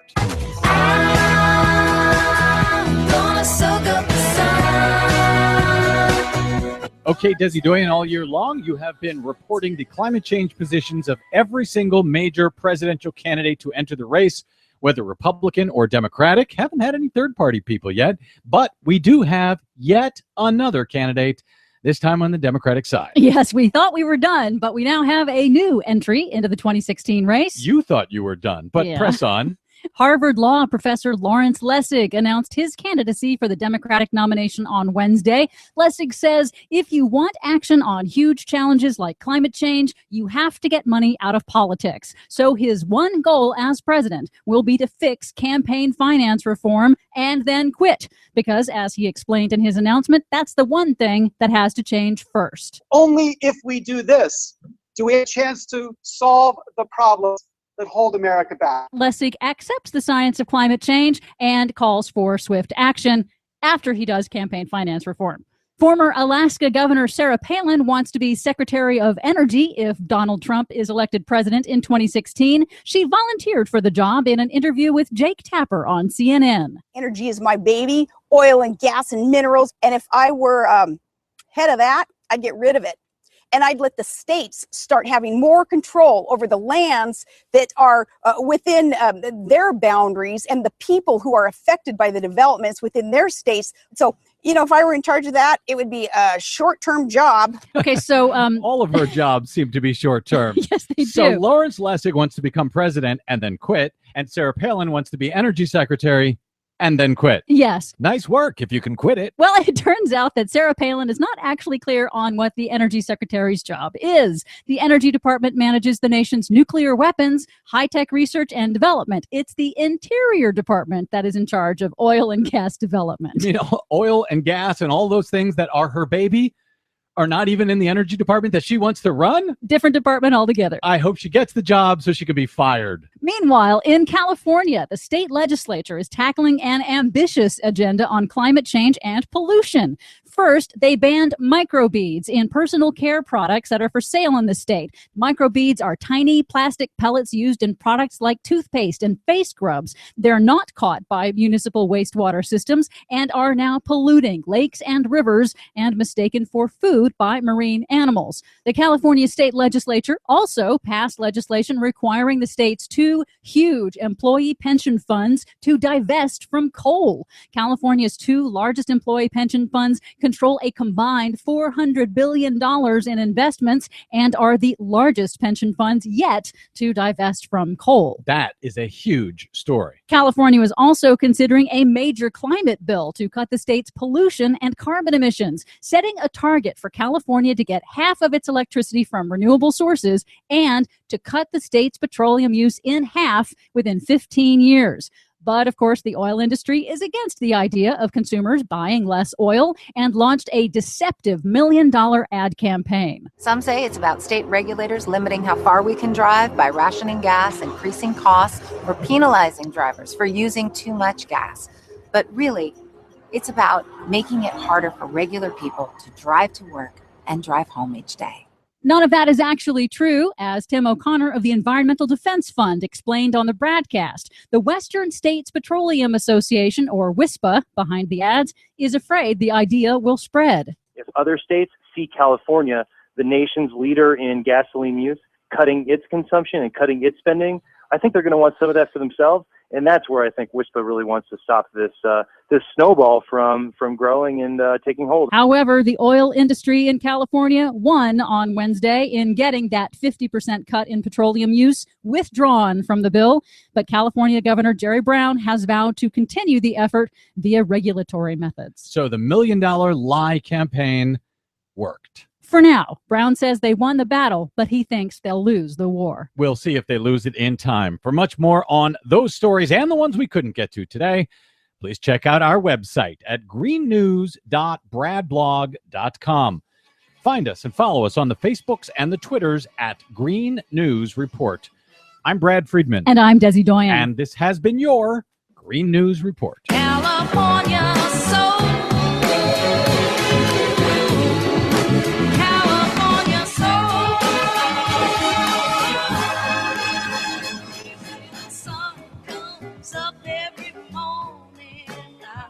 We will have so much winning if I get elected that you may get bored with winning. Believe me, I agree. You'll never get bored with winning. We never get bored. We are going to turn this country around. We are going to start winning big league.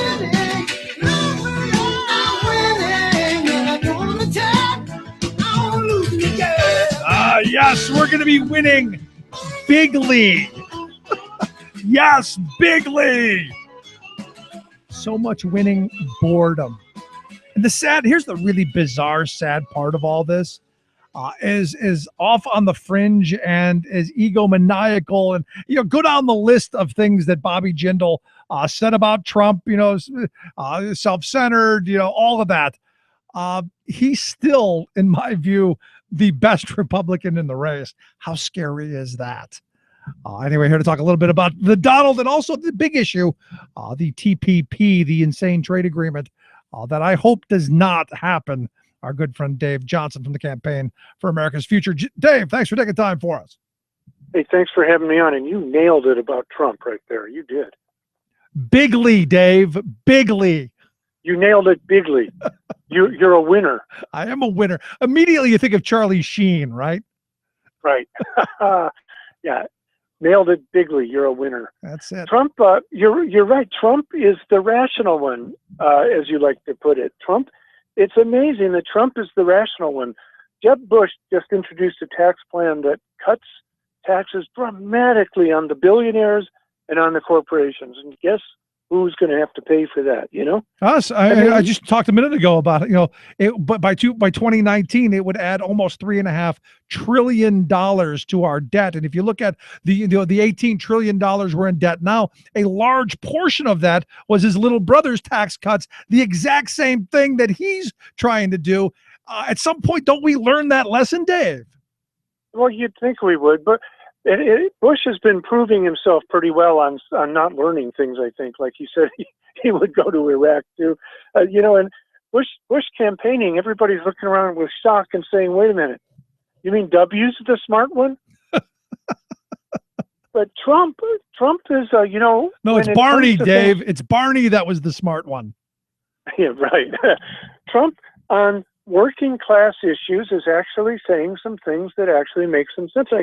I hate to say it, but Trump is talking about the trade stuff in a really good way. He's pointing this stuff out. He's talking about how we've sold the country to China for Wall Street. I mean, it's really interesting. Some of the stuff he says, and that's part of why he's so popular, is he's going around what we would call the Wall Street side of the Republican Party to say some things that are actually real.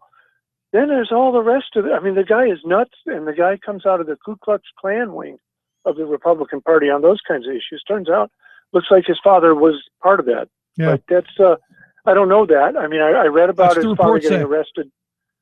Say what? That's what the reports say. You're right. That's right. That's right. Just this week. So that's part of Trump's appeal. And part of it is that if you listen to Fox, all you're getting is this weird, warped, bad news where everything's going wrong, and all this stuff like the Iran deal's wrong, even though it's good, even though it gets rid of Iran getting nuclear weapons, it's still bad for, well, other reasons. And everything Obama does is bad and bad. So Trump comes along and says, well, we're going to change everything and we're going to make us all winners. Doesn't say how, but people want to hear that. Well, people don't who you think watch there's a Fox segment all day, Yeah, don't you think there's a Got segment of the population, Dave, that they just want to be reassured that we're number one, and they like that chest thumping, even if it's just purely a show and an act. That everyone likes that bravado, I think, on a certain level, and it's kind of scary, even if it's not earned. I think I'll be honest. I've met a number of people who I never thought would be Trump fans. They are, simply because of that overconfidence, that overcompensation, if you will. It's Right. weird. That whole billionaire thing too. Yeah, it's weird. It's terrifying. You said everyone likes that. No, not everyone, but everyone in a certain kind of mindset is going to like it a lot. The guy is smart. Okay, the guy didn't get billions, he inherited it first, but he didn't keep it. How's that? Well, he did file bankruptcy several stupid. times and use our bankruptcy laws, but even that, Yeah. I get you. Well, those were strategic bankruptcies, not that he ran out of money. Don't forget. Right. And one more way the working man gets screwed, but that's another story too. But and he has, he knows television. He's a TV star. Yep. So I didn't watch it, but it was a very popular show. So yeah, he's got an appeal that's terrifying because he could win. Yeah. People don't get that. People say, this guy's an idiot. Let's hope they nominate him. No, that's what they said about Ronald Reagan. Exactly. So you never want to say that. What was it? P.T. Barnum said. P.T. Barnum had that nailed. He said, "There's a sucker born every minute." So no, we don't want to wish him anything here. I'm with you. But on the trade front, I mean, he's hit a note with, I think, a lot of people, Dave, that, you look at our trade deficits with China, month after month after month, it's record breaker after record breaker after record breaker with no end in sight, in my view, and a lot of trade experts' view. And he's hitting that chord that on a certain level, we've got to do something about what's going on with China. And there are people, I mean, he hit that chord the other day in his speech saying that, the people in Washington are stupid. I would argue they're not stupid. They just don't have working people's priorities in mind. That's exactly right. They have someone's priorities. I mean, when you close a factory here and then you open it there and you're paying people, $30 an hour, and then you're paying people $2 an hour, that $28 an hour goes somewhere, and it goes into someone's pocket. And you get really rich by doing that.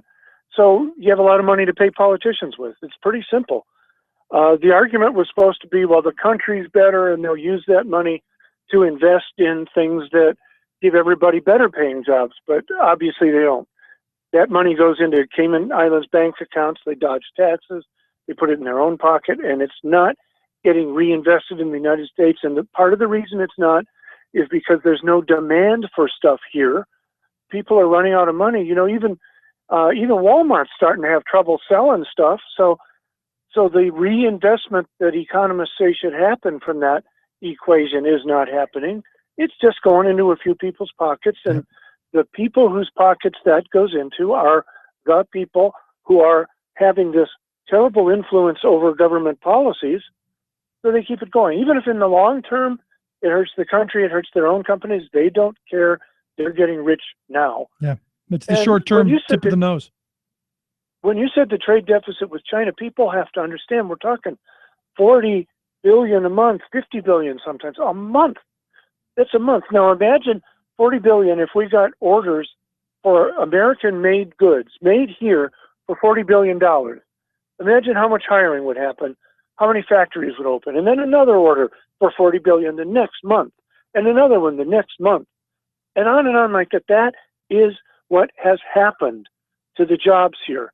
This all happened since 2001 when we started this deal with China, when we started shipping the jobs over there. We lost 50,000, 60,000 factories, millions of jobs in the 2000s.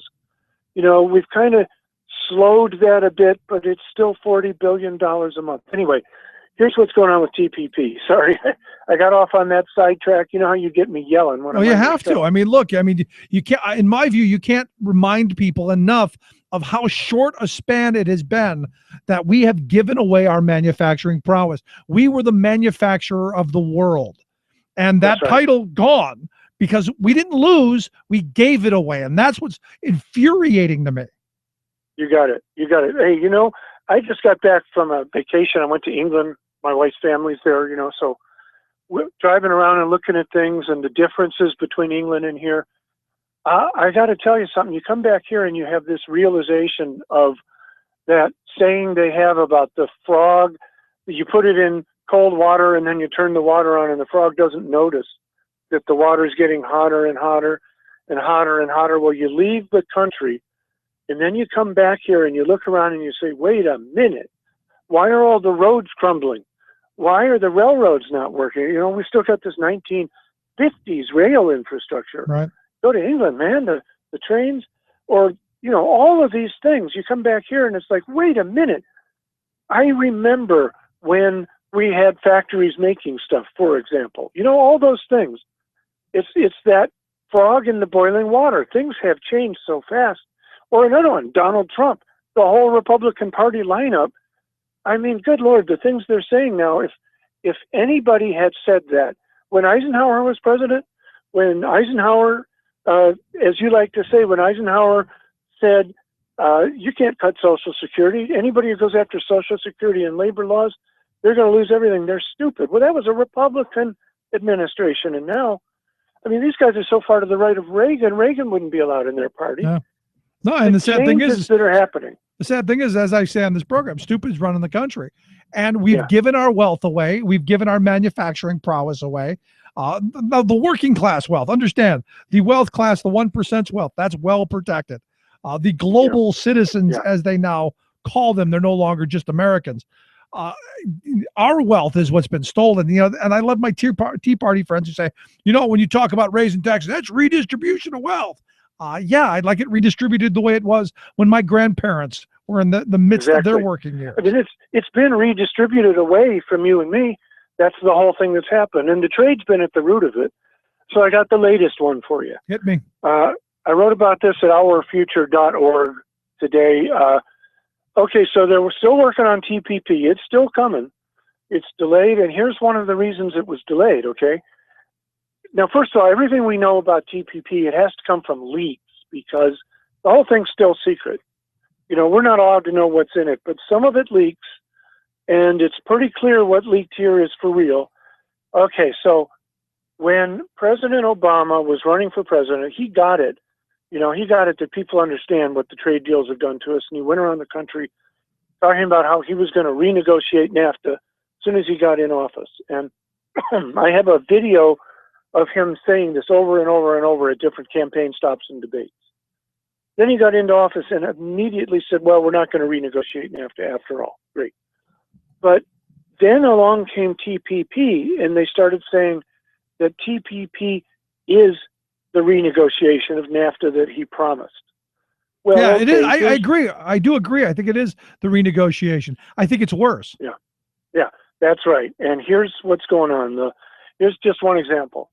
In NAFTA, auto manufacturing and auto parts, there are rules that say that autos have to be 62.5% manufactured in America, in Canada, or Mexico to be duty-free, and 60% of auto parts.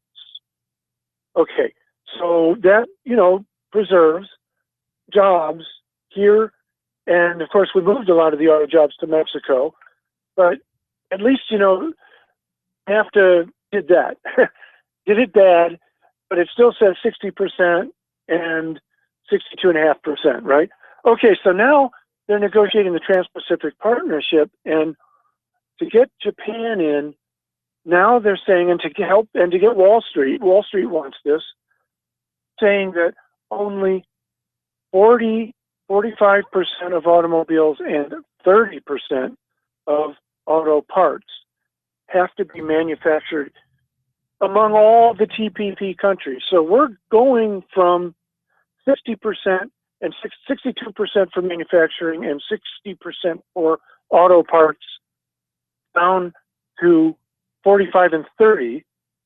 I mean, that's a huge drop, and that is among all the TPP countries combined. And you know where the rest of that's coming from, and the reason that Japan wants this is because they can then source manufacturing and parts to China. All I can do is shake so we're my head. giving, and the U.S. made this deal with Japan to get around objections by Canada and Mexico because they'll lose their manufacturing too. But the U.S. made this deal to keep Japan as part of the TPP. They're giving away the auto industry and the auto parts industry essentially to China to get some of these other countries in. Yeah, well, Dave, we don't need those jobs. We're all going to work on Wall Street. We're all going to have corner offices and shuffle papers and wear ties. Right. It'll be great. Even if they kept that 62 and 60, it spreads it out to Vietnam, to Indonesia, to all of these other countries.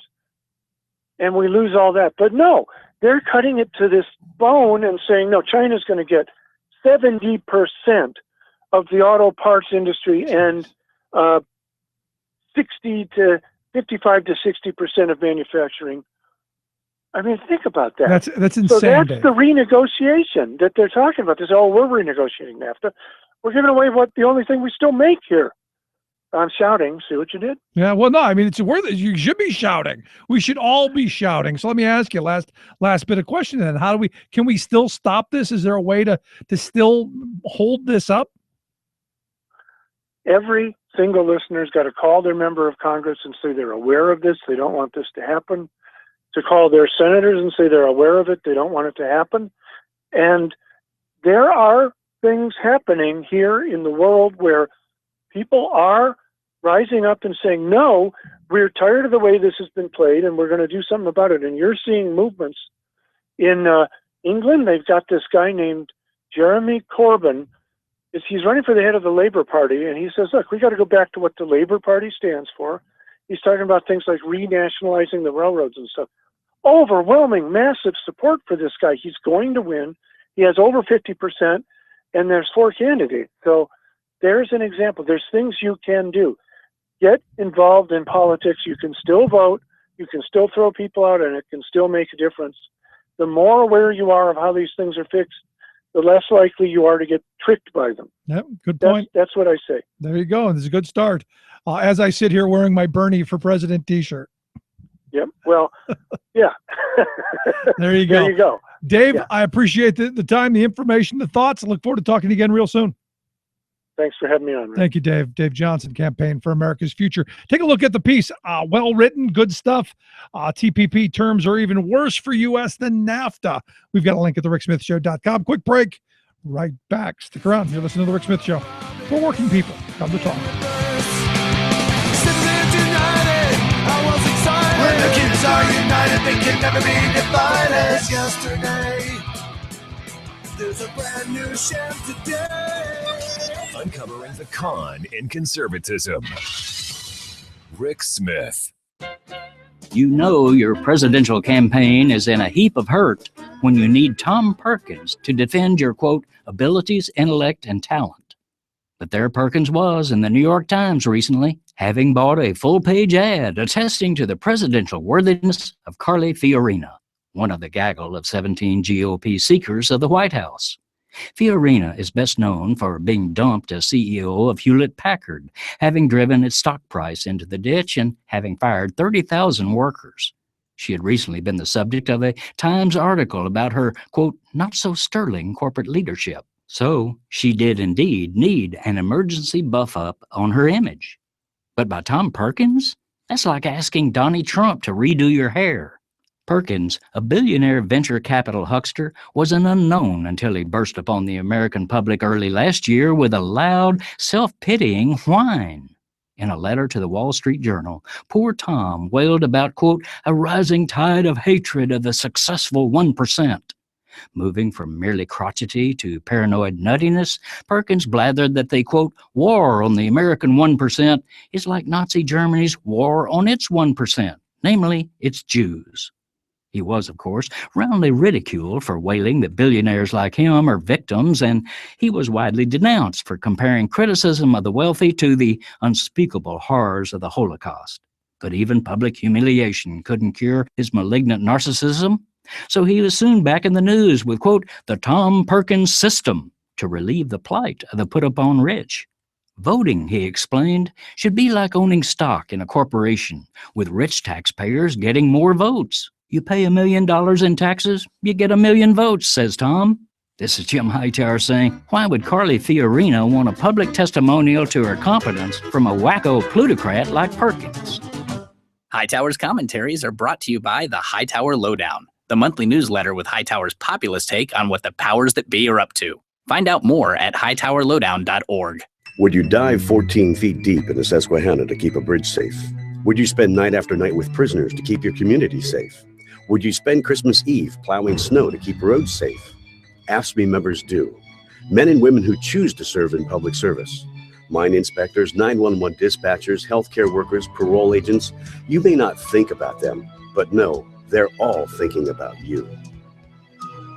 This message brought to you by AFSCME Council 13. The man who sends the investor class diving for their tax shelters. Rick Smith.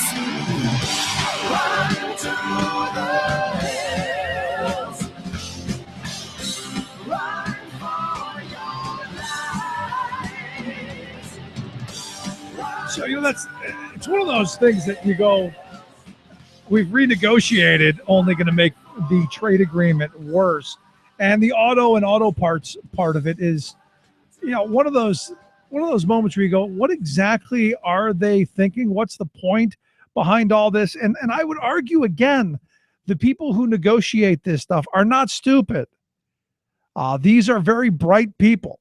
They know exactly what they are doing and who they are doing it for. That's the reason that I think having voices like yours and mine on those panels so very important. Because look, at the end of the day, if they don't hear our voices, if we're not seated at the table, we are most certainly on the menu, so to speak. And if at some point we don't say no to these bad agreements, what's that going to leave us? Where is it going to put us? I look at all of the jobs we've lost just in the last 15 years. I mean, think of how much manufacturing capacity we've lost. As Dave pointed out, 60,000 factories across this country that used to employ more than 500 people apiece. That's the statistic. That's the number. More than 60,000 factories that would employ 500 people or more. Those jobs are gone. And they tell us, no, you can't come back. No. And I say, well, they can come back with smart policy if you change the trade policy of this nation. Push for domestic consumption, domestic production. That, to me, is the way you go. We want all countries to do well. in servicing their people. Just is what it is. Anyway, if you missed any portion of the program, the ricksmithshow.com. That's where you go to get the podcast. The Rick Smith Show app on the smartphone. Take the program on the go wherever you go. As always, you can email me, Rick at the ricksmithshow.com. Quick break, right back. Exposing that free trade is never free. The Rick Smith Show. You're listening to The Rick Smith Show. For more information, go to thericksmithshow.com. If you've missed any portion of the program, you can download the podcast at thericksmithshow.com. You're listening to WIN, Workers Independent News, a production of Diversified Media Enterprises. I'm Doug Cunningham. Fast food workers in New York won a major victory Thursday as New York's labor commissioner ordered a $15 an hour minimum wage for about 180,000 fast food workers across New York State. Labor Commissioner Mario Mussolino accepted the recommendations of New York's wage board. New York City fast food workers started their fight for 15 just under 3 years ago. The wage will be phased in, reaching $15 in New York City in 2018 and in the state by 2021. The workers will get raises to a minimum of $10.50 in New York City by the end of December and to $12 by the end of 2016. The Seattle Education Association's strike has completely shut down the city's 100 schools. Jonathan Knapp is president of the Seattle Education Association. He says solidarity and spirit is high among striking teachers, and there's strong community solidarity with the strike. He says numerous issues led teachers to hit the picket lines.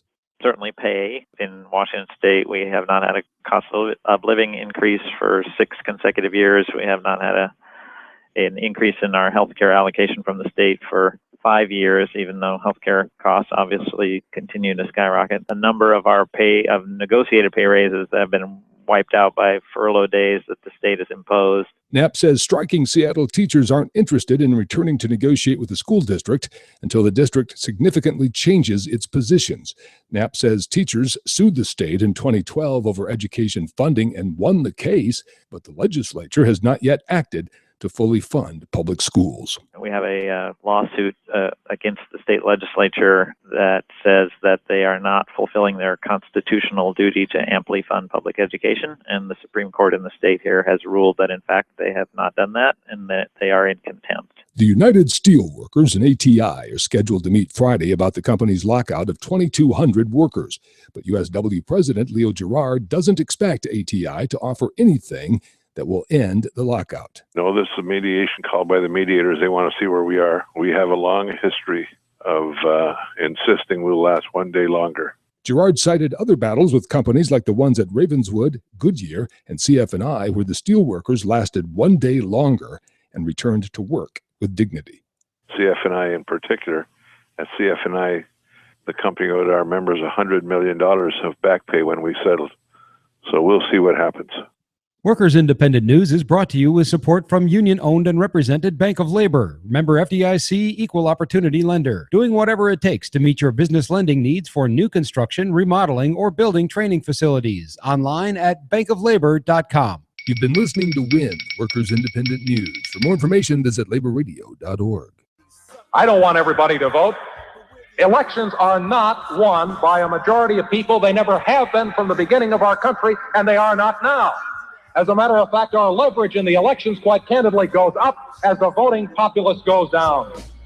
The billionaires don't want you to vote this year. We'll send you a message that's loud and clear that the votes can't be counted in your community. Why even register? Don't waste your energy. Yeah, don't bother voting. Oh, don't worry about it. Stay home. You can't change anything.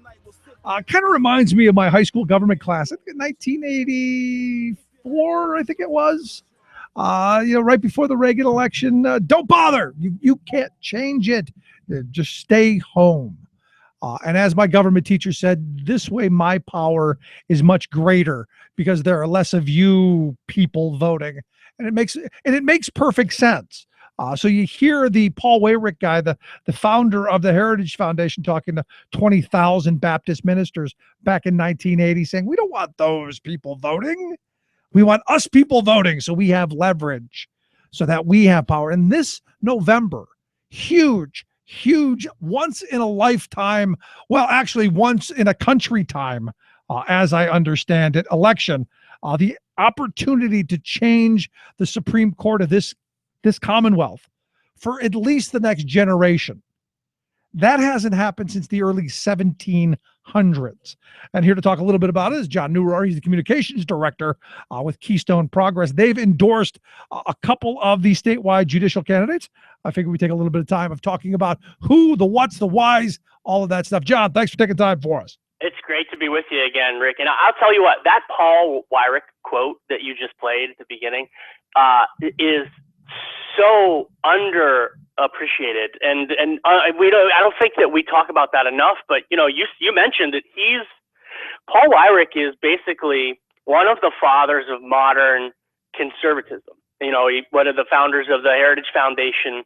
That speech in I think it was 1980 when he was giving that speech, and that was sort of the beginning of the Christian Coalition movement, where there was a lot more a concerted effort by Christian conservatives to get involved in politics and policy. And when you hear that speech in full, it is mind-blowing what he's telling these people. It's like, you're saying this out loud, and that's the foundation for things like the voter ID laws and the attack on the Voting Rights Act that we've seen over the last couple years. And the sad reality is, and you try to explain that to folks, that there's an element out there that's trying to put roadblocks in front of people. You look at the voter ID law that we passed here in Pennsylvania, that Governor Corbett signed into law, that they pushed wholeheartedly for, fortunately ruled unconstitutional. But that was nothing more than keeping people from their opportunity to cast their ballot. Absolutely. And actually, that's a fantastic transition into this conversation about the importance of the state Supreme Court, because it's laws like the voter ID law that you have, judicial oversight with the state Supreme Court. Things like Act 13, and, the giveaway to the oil and gas industry that the state legislature attempted to jam through the legislature a few years ago.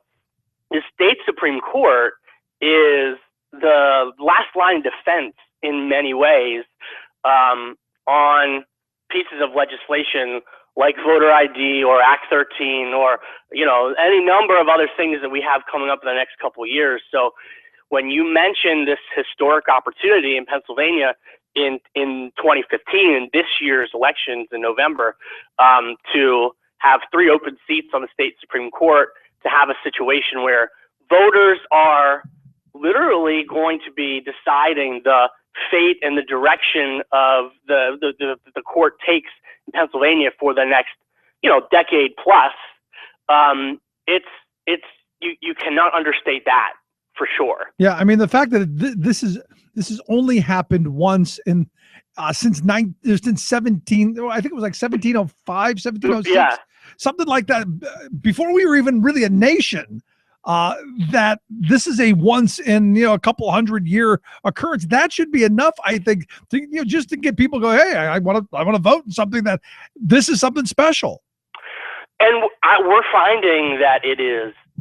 Unfortunately, it's more challenging than it probably should be. There will certainly be excitement in 2016, a presidential year, a year when there will be a lot of conversation about control of the Senate in DC. That's not a tough sell to voters. But what is a tough sell, unfortunately, are these off-year elections. And so, that's the conversation that we just need to keep having. We need to keep talking about the kinds of issues that the state Supreme Court will likely be seeing, in the next few years. Things like, women's health and reproductive rights issues, more environmental issues, I'm sure, similar to the Act 13 bill that we were just talking about. Even attacks on labor that will happen in the state legislature in a couple years. Right. Those are the kinds of things that end up at the state Supreme Court. And so it is critically important in a state where there are, 1 million or so more registered Democrats than Republicans. you got to get out to vote. And there's no question that, that folks on the right will be motivated. They seem to understand the importance of the judiciary generally better than folks on our side of the aisle. They're going to vote, so we need to show up. Yeah, and I'd also heard recently, I had done I had been the guest and gave a speech at one of the PSEA events out near Allentown, and during one of the other speeches, someone said that the Koch brothers are going to come in and drop millions of dollars, and they gave an outrageous number, like 30 or 60 million dollars. They're going to pour into these judicial races simply because they understand the power of the court, and if they're ideologically in line with the Koch ideals, it's better for corporate profits. It's better for they're taking more of the productivity and also pushing back on labor rights. And also, for me, the big issue, privacy rights. I don't know if you saw this, but North Dakota, actually, there are sheriff's departments there who are using drones as part of their police force. And in fact, North Dakota is the only state in the country where they have non-lethal weapons. They've weaponized their drones with tear gas and beanbag pellets and all of that stuff. To me, huge issues. Absolutely. Yeah, I saw that. And it makes a lot of sense for if you're the Koch brothers and you have this kind of money at your disposal, you want to be using your money and getting the most bang for the buck. So certainly they're obviously going to spend a ton of money in 2016, but that's going to be in a political environment where, it's going to be flooded with money, and it's going to be a high turnout election. So you can get the most bang for your buck in a landscape, in a political environment where there isn't as much total money being spent, number one. And number two, you don't have as many people who are going to turn out to vote. That the power of a single voter being, persuaded to come to the polls is more impactful in and off your election when it's low turnout than in a 2016 presidential year when you're going to have much higher voting rates. So, they made their money but not by being stupid with their money.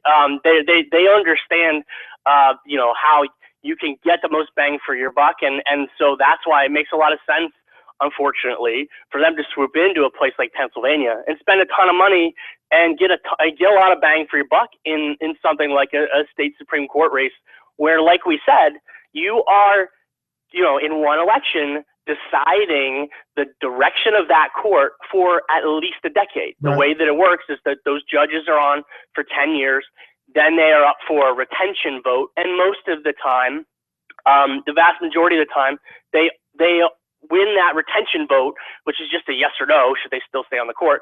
And so, it's longer than 10 years for for any of those judges that want to stay longer most of the time. Yeah, and they're young. All of the people that I've seen are in their 50s, and I guess 70 is kind of like the mandatory retirement age. So you potentially could talk, 15, 18 years for most of them. So who did you guys endorse? I know recently the Keystone Progress Political Action Committee, they endorsed a field of candidates. Who on the Supreme Court of the candidates did you endorse?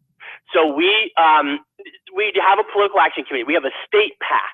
So it's not a federal PAC. It's not one of these super PACs. So we're set up to endorse candidates through our PAC in state races. So we actually endorsed the three Democratic candidates. So that's Judges Christine Donahue, Kevin Doherty, and then David Wecht. And that's not always the case. You might, some folks might roll, we sent out a press release, and I think some reporters maybe rolled their eyes and said, well, they just endorsed all the Democrats that are running. Well, it's not always the case for our PAC.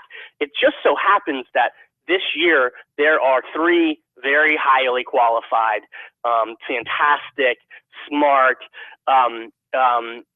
judges who made it through the primary. And we think, our PAC thinks that they would make fabulous Supreme Court judges, not just because they might be, good on issues that we care about, but because, like I said, they are very highly qualified. They have fantastic personal, professional backgrounds, which is critical. And so, you know, I don't think that it wasn't a tough sell for the board of our PAC to vote to endorse all three of the Democrats who made it through the primary, like I said. Yeah, and I look at this, and you know, this is one of those moments where, in a low turnout election, getting out to vote, going back to my high school government teacher's frame, increases your power of the vote to have your voice heard. And you know, I think we need to reinforce that a little bit. Yeah, I you know, one of the challenges, as I was sort of alluding to before, when we're having conversations with voters right now, at the doors or at events that we're at, explaining to them how important the Supreme Court is not as easy a sell as you might think. And so I think, like I said, you know, the folks are sort of peripherally paying attention to maybe the presidential primaries and the GOP debate, and they know that it's happening. And I think that for a lot of folks, they think about the next big election, the next time that they need to make a plan to get out to the polls is in 2016. You know, whether that's in the primary here in Pennsylvania in 2016, you know, at the end of next spring, or whether it's November of 2016. So we have to sort of refocus people's attention on what's happening here in Pennsylvania. And, you know, once we have conversations with them and talk about some of those issues that you and I just hit on, like workers' rights, like women's health and reproductive rights, and the environment, and all the kinds of things that these judges will have the final word on. Not to mention, by the way, what the maps look like when it comes to the state legislature and the congressional maps. When we have those conversations, I think people start to realize it. But there are a lot of people that need to have that conversation. You need to go through the motions and have that conversation. So it's a challenge between now and November to make contact with as many voters as possible. And there are a lot of great groups, you know, independent organizations that are doing that outreach right now. But like you said, when you have you know, Koch brothers who are willing to swoop in with a couple $1 million and pay canvassers to go knock door to door all the time, the groups that we're working with don't necessarily have that luxury. They don't have those kinds of resources. They're trying to do this with volunteers, more so than with being able to pay, you know, canvassers. So that's certainly a challenge that we're up against. Yeah, well, you know, I look at this, and you know, the hope is that as we continue having these conversations, people will wake up to the reality is that we need to get out, we need to vote, and I would argue Citizens United should be that one case. Now this is on the federal level, but one of those reasons to understand why the Supreme Court is so important on the federal level. I know the difference, but why it's so important that these cases happen, and why we need to have people who don't seem to be on the corporate payroll, if you will. Well, and you know what? I mean, it's very easy to transition into a conversation along those lines about, you know, campaign finance, you know, issues at the state level, and that the state Supreme Court has the same kind of oversight over the way that campaigns are financed at the state level. So, you know, I think that one of the questions we get asked a lot from people is, okay, I'm glad we had this conversation. This makes a lot of sense. What can I do? You know, how can I help? And, you know, this sounds simple, but it really is about having conversations with your friends and family, explaining to them why voting is critically important in 2015, not just 2016. And so, you know, it is our hope that through our PAC, you know, we're able to endorse, raise a little bit of money, and hopefully be able to use that to help continue to have these conversations, communicate to people across the state how important it is to get out and vote. But I think on the individual level, for your listeners, if you are able to have those same conversations with your friends and family, that goes a long way. That's really, really, really important for us to do, leading up to November. There you go. Again, it blows my mind why people don't vote in every election, but this one particularly, in my view, is an important one. And I'm glad you took a little time to explain it to us, John. Always great talking with you. I appreciate you taking time for us, man. It's always a pleasure, Rick, and I look forward to talking to you again real soon. All right, John Neurohr, Communications Director, Keystone Progress. You want to take a look at their website? Go to ricksmithshow.com. Click on John's name. Take you right there. Quick break. Right back after this. Stick around. You're listening to The Rick Smith Show. We're working people to talk. I got no time for living, yes, I'm working all the time. It seems to me I could live my life a lot better than I think I am.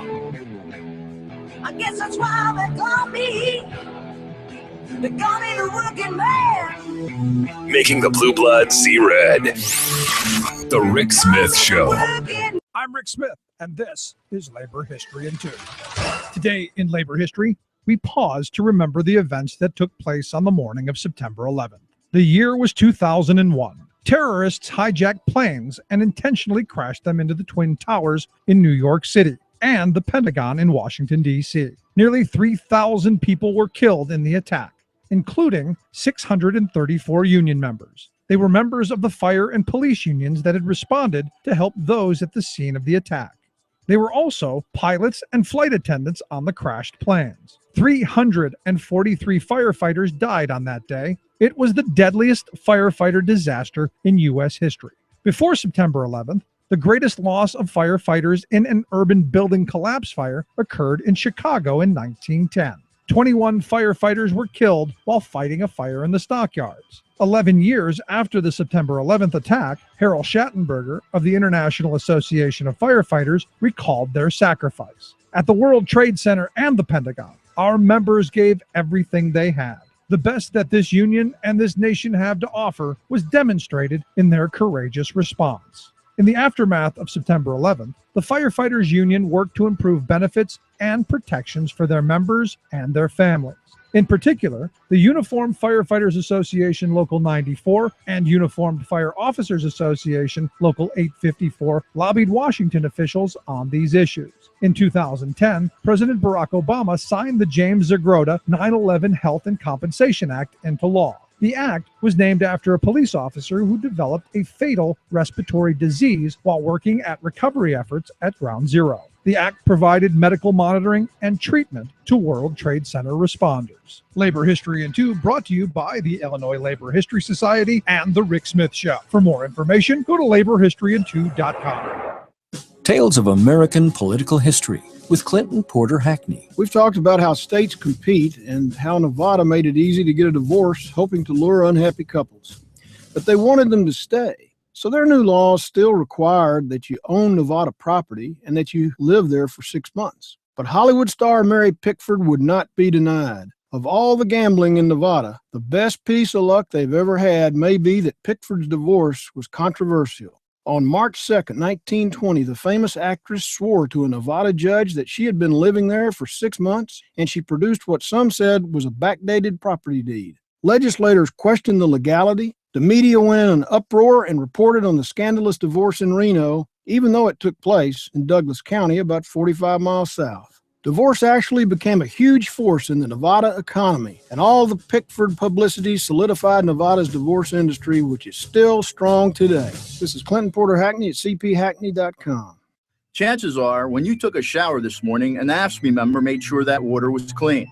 When you drove to work, an AFSCME member maintained the road. When you rode an elevator, an AFSCME member inspected it. I'm David Philman, Executive Director of AFSCME Council 13, the American Federation of State, County, and Municipal Employees.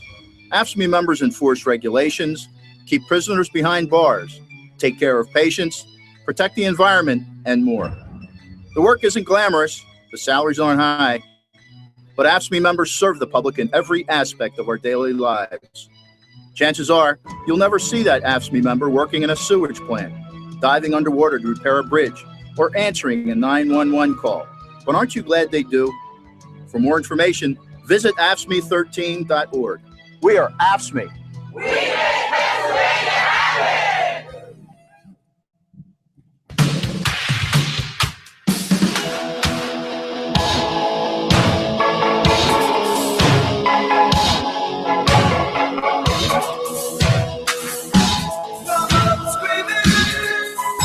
Yes, it is all about the children, even after they're born.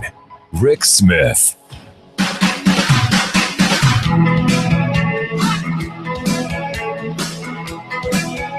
Welcome back to the Rick Smith Show.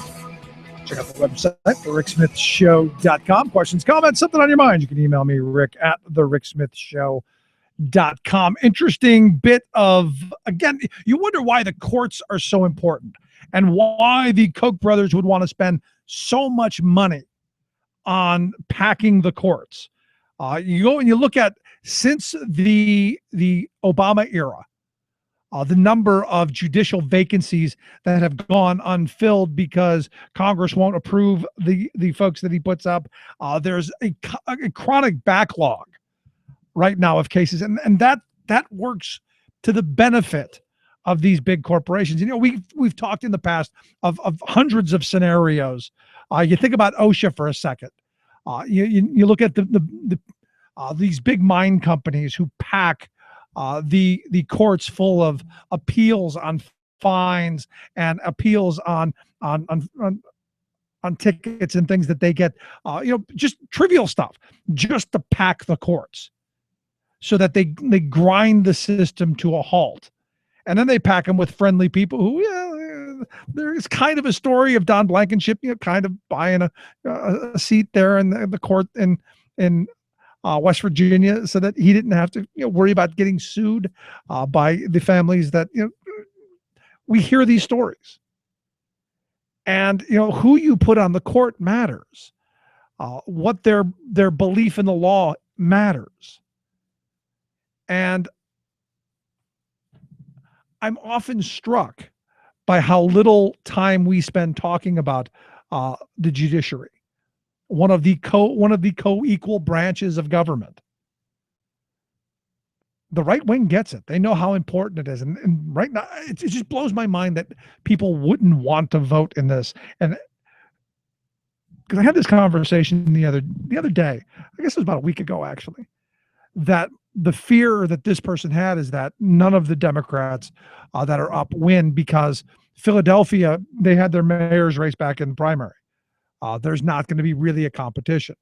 So people aren't going to be engaged to participate. Look, I vote in every election, one, because it's my civic duty, but two, because I believe that you have to participate in the process. You have to, that's part of being a citizen. And it's not just once every 4 years, it's every November. It's every primary, it's every general election. Doesn't matter if you're voting for president or the president of the dog catchers. It's getting there and having your say. And you look at this case that a federal court of appeals just shot down. Evidently, the Environmental Protection Agency, the job killers, they had approved a pesticide. And I'm not going to bother trying to give you the technical name, but they approved this pesticide that by big giant Dow Chemicals, their agro sciences division. And it's really what the article says is some pretty nasty stuff. And I guess it was supposed to be focused on the cotton and rice industry. It was the $2 billion solution to the biotech problem. This Court of Appeal struck down the approval because they said, look, it's flawed data, it's limited data, and you look at the precarious situation of the bee population, and they said, no, you can't do it. And it's one of those things where you go, the right wing would call this an activist judge. On the other side, someone would say, someone who looks at science and says, by covering the earth with this poison, you're killing the environment. So it's going to be interesting to me to see how this race comes out. Now, I've had numerous conversations over the years of how we should pick our justices, who sits on the Supreme Court, how they get there. I am not thrilled with the amount of money that we spend on elections as a whole. And judicial elections shouldn't be not any different in my view. We spend way too much money on this. But I can't think of a better way of putting people on the court. I still, and as twisted as this sounds, I still believe in we the people. I still believe in the idea of democracy and voting and the collective deciding the direction of I still believe that. If I didn't, I guess I would be a Republican. I would believe in authoritarianism. I would believe in the dictates coming from above. I would believe in that absolute hierarchy of a handful choosing.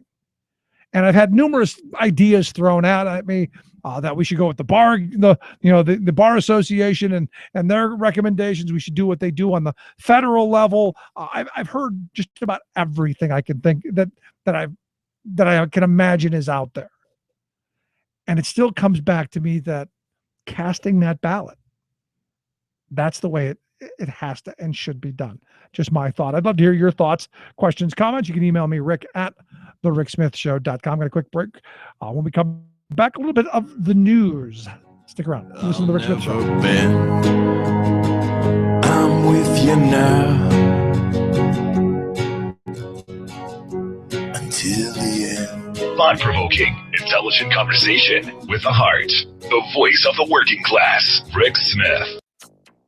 America's government has been bought. A new entry into the 2016 Democratic presidential race. And yes, we've got his position on climate change. This law will limit how often we can drive our own cars. Oil industry's deceptive ad campaign succeeds in California as the state breaks new ground in climate and energy legislation. Plus, energy is my baby. Oil and gas and minerals, those things that God has dumped on this part of the earth for mankind's use. Sarah Palin wants to be energy secretary and then quit. She always quits. All of those stories and more straight ahead from bradblog.com. I'm Brad Friedman. And I'm Desi Doyen. Stand by for 6 minutes of independent green news, politics, analysis, and snarky comment. I think a lot about Department of Energy, and if I were head of that, I'd get rid of it. If you were the head of that, Sarah Palin, I'd want to get rid of it too. This is your Green News Report.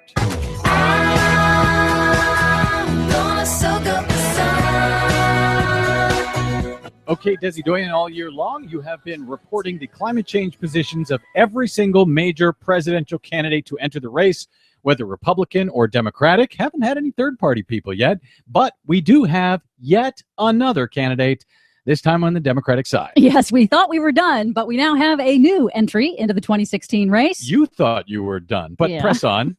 Harvard Law professor Lawrence Lessig announced his candidacy for the Democratic nomination on Wednesday. Lessig says if you want action on huge challenges like climate change, you have to get money out of politics. So his one goal as president will be to fix campaign finance reform and then quit. Because, as he explained in his announcement, that's the one thing that has to change first. Only if we do this do we have a chance to solve the problems that hold America back. Lessig accepts the science of climate change and calls for swift action after he does campaign finance reform. Former Alaska Governor Sarah Palin wants to be Secretary of Energy if Donald Trump is elected president in 2016. She volunteered for the job in an interview with Jake Tapper on CNN. Energy is my baby. Oil and gas and minerals. And if I were head of that, I'd get rid of it.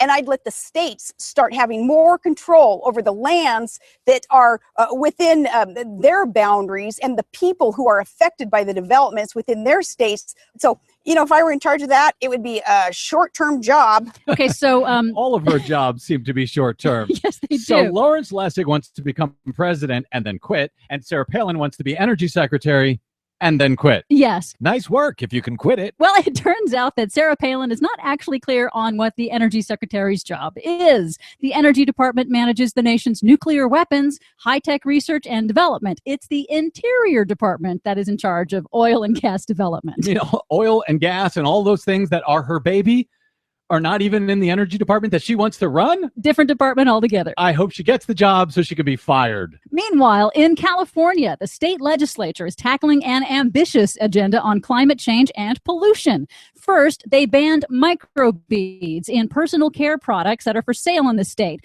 Microbeads are tiny plastic pellets used in products like toothpaste and face scrubs. They're not caught by municipal wastewater systems and are now polluting lakes and rivers and mistaken for food by marine animals. The California state legislature also passed legislation requiring the state's two huge employee pension funds to divest from coal. California's two largest employee pension funds control a combined $400 billion in investments and are the largest pension funds yet to divest from coal. That is a huge story. California was also considering a major climate bill to cut the state's pollution and carbon emissions, setting a target for California to get half of its electricity from renewable sources and to cut the state's petroleum use in half within 15 years.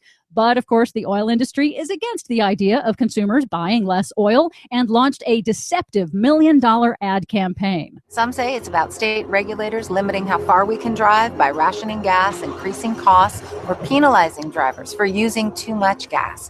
But really, it's about making it harder for regular people to drive to work and drive home each day.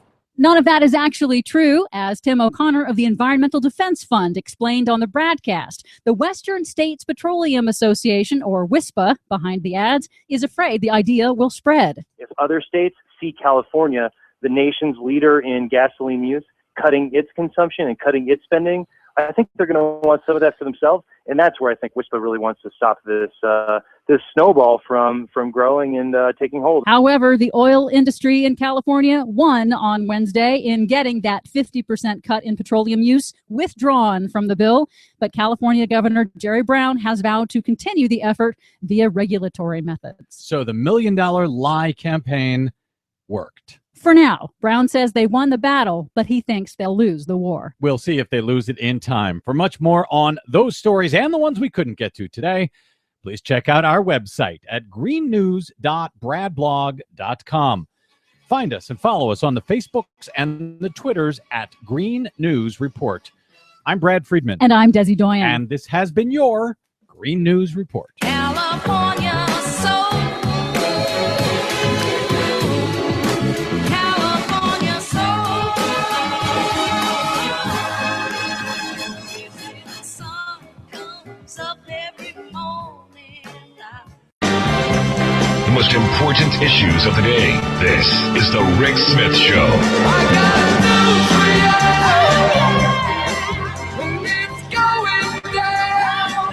Yeah, I'm going to be honest. As much as I love Michelle Bachmann, crazy hot, she's just plain crazy. Yeah, they were at the big shindig with the Trump and the Cruz and all the other crazy people on the anti-Iran deal thing, and she was interviewed by one of these right-wing websites. And she said, and this is one of those bizarre moments where she says, because she wants to basically bomb Iran. I mean, that's the premise. She said there's only one tried and true method to stop a rogue nation from getting a nuclear bomb, and it is this. It is for a country like the United States to take our military superiority and to go to that country and drop bombs on their nuclear hardware and destroy it. That's called peace, she said. That's not called war. So I guess, in that vein, 1984, ringing any bells? Very bizarre. Anyway, let's find out what's going on in Washington, in New York City, and around the world. Luke Vargas, Talk Radio News Service. Luke, thanks for taking time for us. Hey, Rick, I need to find out when your birthday is so I can make you a meme with you saying Michelle Bachmann is crazy hot. Oh, she is an all-time favorite of mine. I've always been a crazy Michelle Bachmann fan. Well, I think her and Marcus are breaking up, so here's your chance. No way. I thought I heard that a few months ago, but I don't mean to continue. I don't mean to spread rumors if that's not Well, I mean, maybe Marcus is going to follow his true calling. No, that's not nice. That's really not nice. But I mean, you look at this statement, and this is really kind of a twisted. We're going to go blow them up because that's peace. I hadn't seen it. I'm not surprised to hear it from her. I mean, she was in the Duncan Hunter camp for a long time in the bomber in crowd. So Yeah. this is just her old stomping ground. Well, I mean, in 2012, when she was running, she said if she were president, it would take a nanosecond, half a nanosecond. She said that we'd send in the military, the equipment, get it done. It'd be 8 weeks. Whole discussion would be over. 8 weeks. And, I've got military expert friends who say if you think Iraq was fun, wait till you hit Iran. Oh, yes. Well, yes, that's common sense, I think. But why let Michelle Bachmann have that weigh her down? Yeah, well, yeah, it never did before. So thoughts, it's still crazy hot. In New York there today being September 11th, what's the mood? It's amazing. You see it on the news. I see it in my media planners that there are all sorts of commemorations. At the United Nations today, there were a few journalists who were pointing out that the UN didn't issue a statement, but that's where we are 14 years out. Maybe on the 10th and 20th, 25th year anniversaries, this jumps right into the headlines, but I didn't think that it was going to today. And to be honest, I walked around the city. I went to Penn Station. There was no additional security. I didn't see any sort of vigils or gatherings. It's amazing that right in the city itself, it can sort of go unnoticed at this point. Do you think that maybe we're getting on?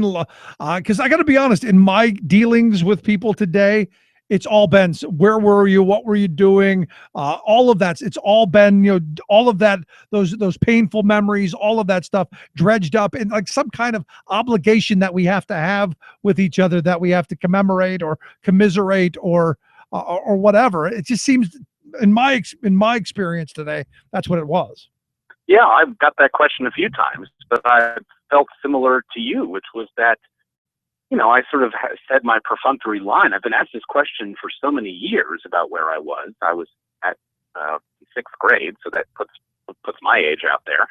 But I was going to school with a niece of the president at the time, and there was a Chinook or Black Hawk helicopter that landed on our little soccer field and whisked her away, and that was the sort of anecdote I've shared, but I said it again today more out of habit than out of a deep emotional place. And I know that maybe sounds callous to some people, but look, time passes. Yeah. And I think I was quite aware of that today. Yeah. My answer today has been I got ripped off on that day. It's the day that the gas station in Cleveland gouged me for $8.50 a gallon that night. That's a lot of money. I don't remember what gas was back then, but it was like $1.50. It was like $2. And by the end of the night, because my grandmother was having knee surgery, and I was at the Cleveland Clinic Hospital all day with her. And when I came home, leave it to me to be on absolute fumes, with the needle buried empty and having to go and having to get gouged like that. Now the next day, the mayor said, "You give the money back, or we're coming for you." I just got ripped off because I didn't live in Cleveland, and it's just one of those things that I remember still angry about. And a sign of the times. No Twitter back then, where you could have taken a photo of the pump and got a response or some sort of PayPal transfer from ExxonMobil in the mail, or maybe just mobile. I don't know if they'd even merged with Exxon back then. Not but yet. Again, you put me in a space and time. Yeah, they were very, very different companies back then. Now they're the monopoly. But here's the thing. On this day, I hear reports that Al Qaeda has declared war on the Islamic State. I'd even heard not too long ago we were considering helping Al Qaeda. Is that true?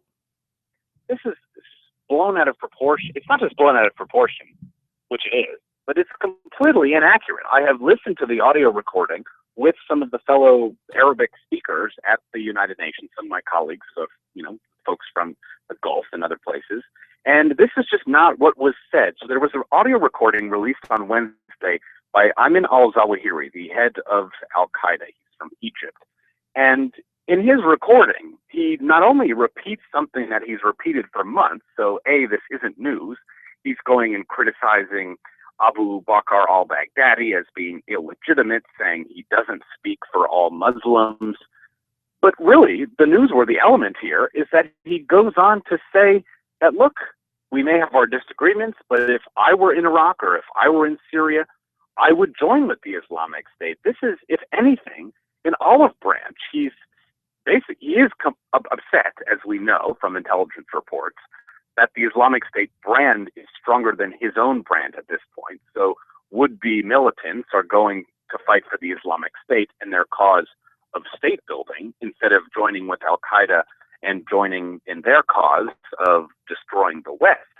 But what's amazing is that he's actually moderating his position instead of ramping it up. He's very aware, we think, of the fact that supporters of terrorism around the world, whether financial or political or simply, rhetorical supporters of terrorism, have noticed that his criticism of the Islamic State is unhelpful. That he is, for the past few months, been going around and condemning the Islamic State at a time when they're the ascendant terrorist group in the world. So he's moderating his position here. And I think that's the quite astonishing development, not the fact that there's this non-existent war against the Islamic State. Yeah, I think I had read something a while ago that said, we were considering, and I don't know where it came from, so let me throw that out there first. Sure. But it was one of these things that the person writing it said that we were going to be helping Al-Qaeda fight against ISIS. And you go, wait a second, isn't that how we got into this mess in the first place with bin Laden and the Taliban fighting against the Russians? I mean, are we that short-sighted and that ridiculous? I can't be certain exactly which story you might have read there, but one interesting place where these groups are intersecting is in Yemen, where you have the United States assisting the Saudis in a very unpopular and quite, I think, at times rather reckless when it comes to civilian casualties fight to get rid of the Iranian-backed rebels in Yemen. And in a way, in so doing, we are hoping for the same outcome, I guess, as the Al-Qaeda affiliates who are in Yemen. So, again, maybe they're talking about Syria. I'm not aware of that headline, but there are a few places around the world where the strategic aims of traditional U.S. foreign policy are intersecting a little bit with what some local Al-Qaeda forces want on the ground. So these sort of lines cross more regularly than you realize. Yeah, I know. And you bring up the Saudis. I mean, for folks who may not remember, 15 of the hijackers were Saudis.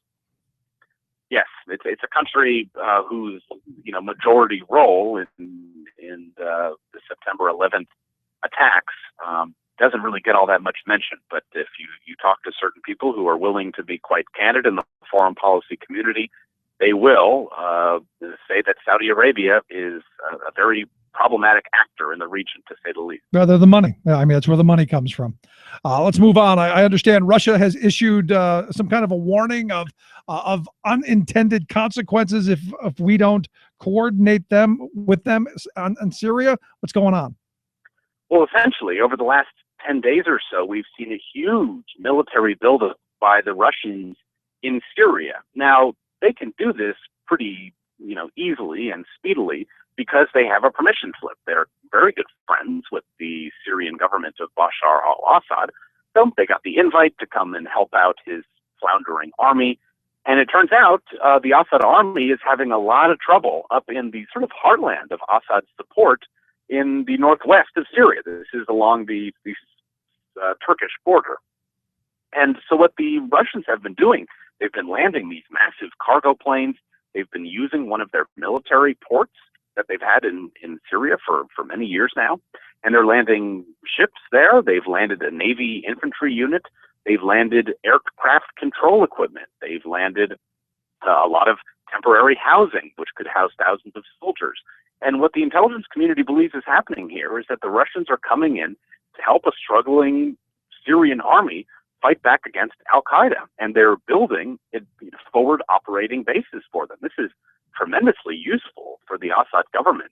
We just heard on Wednesday that Al-Qaeda had basically taken over. It was a siege that was in progress for 2 years, and they were successful in kicking out the Assad troops from a major airbase in this region. So the timing here is not coincidental. The Russians are coming in here to help give a little vigor to a sort of struggling Syrian army. I have to say, I mean, it's sort of hard to take this seriously from the Russians because their Air Force and seriously their concern for unintended consequences here, because the Russian Air Force has been flying these missions all over Northern Europe and Eastern Europe. We've seen their planes coming near San Francisco recently, flying close to Alaska throughout the winter, and they have not warned anybody about this. There have been a number of really close calls between these Russian aircraft which have their transponders turned off and civilian aircraft with other NATO military aircraft that are trying to intercept them or figure out what's going on. So again, this sort of professed concern for unintended consequences of militaries bumping into one another, I think is hard to take seriously. But Russia, unfortunately, has the upper hand here. They are invited by the Syrian government, illegitimate though it may be, to play in their theater of war, and the United States and its allies, unfortunately, are not. Kind of reminds me of growing up during the Cold War. You had all of these places where we had all of the tensions between the U.S. and the Soviet Union. Kind of reminds me of those days. Yeah, and unfortunately, the commitment of the Obama administration to try and change the situation in Syria necessarily means that there is a very, I would unfortunately say, high risk of some sort of accident here. I know one of the big pieces of military hardware the Syrians, or rather the Russians, have been bringing into Syria here are these advanced anti-aircraft systems. They say, look, this is to prevent any sort of aerial attack. From who? We don't know the Islamic State to have an air force. In fact, most of the air bases within their control were neutralized by Syrian rebels long before they were ever under Islamic State control. So it's worrisome to think that the Russians are now in Syria, a place where we are flying planes, and they've got all these advanced anti-aircraft weapons. So again, I think the risk here is high, and you're right to draw some comparisons to sort of the Cold War risky theaters that existed all over the world. Yeah. And finally, the hot mic struck again. What happened? These things are always a problem. This particular incident concerns the Australians, who have been, basically the target of a lot of criticism over the last few years because they have been denying asylum status to people on Pacific islands who say, look, our islands are going underwater. We need a place to resettle.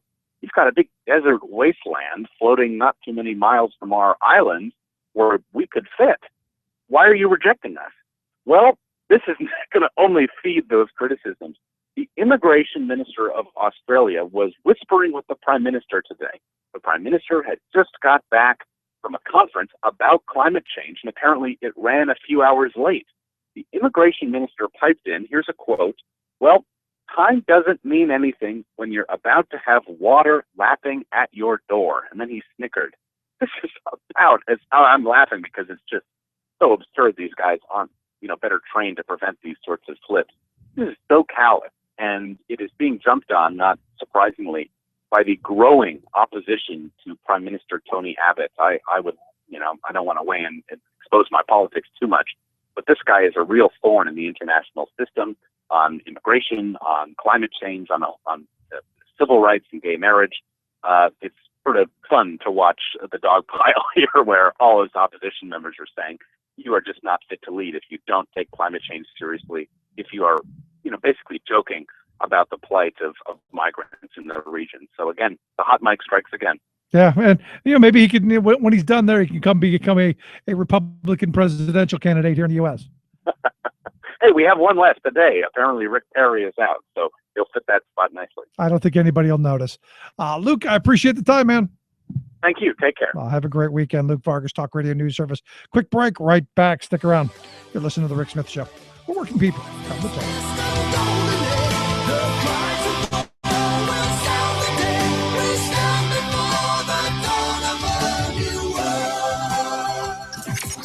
Radio of, for, and by we the working people.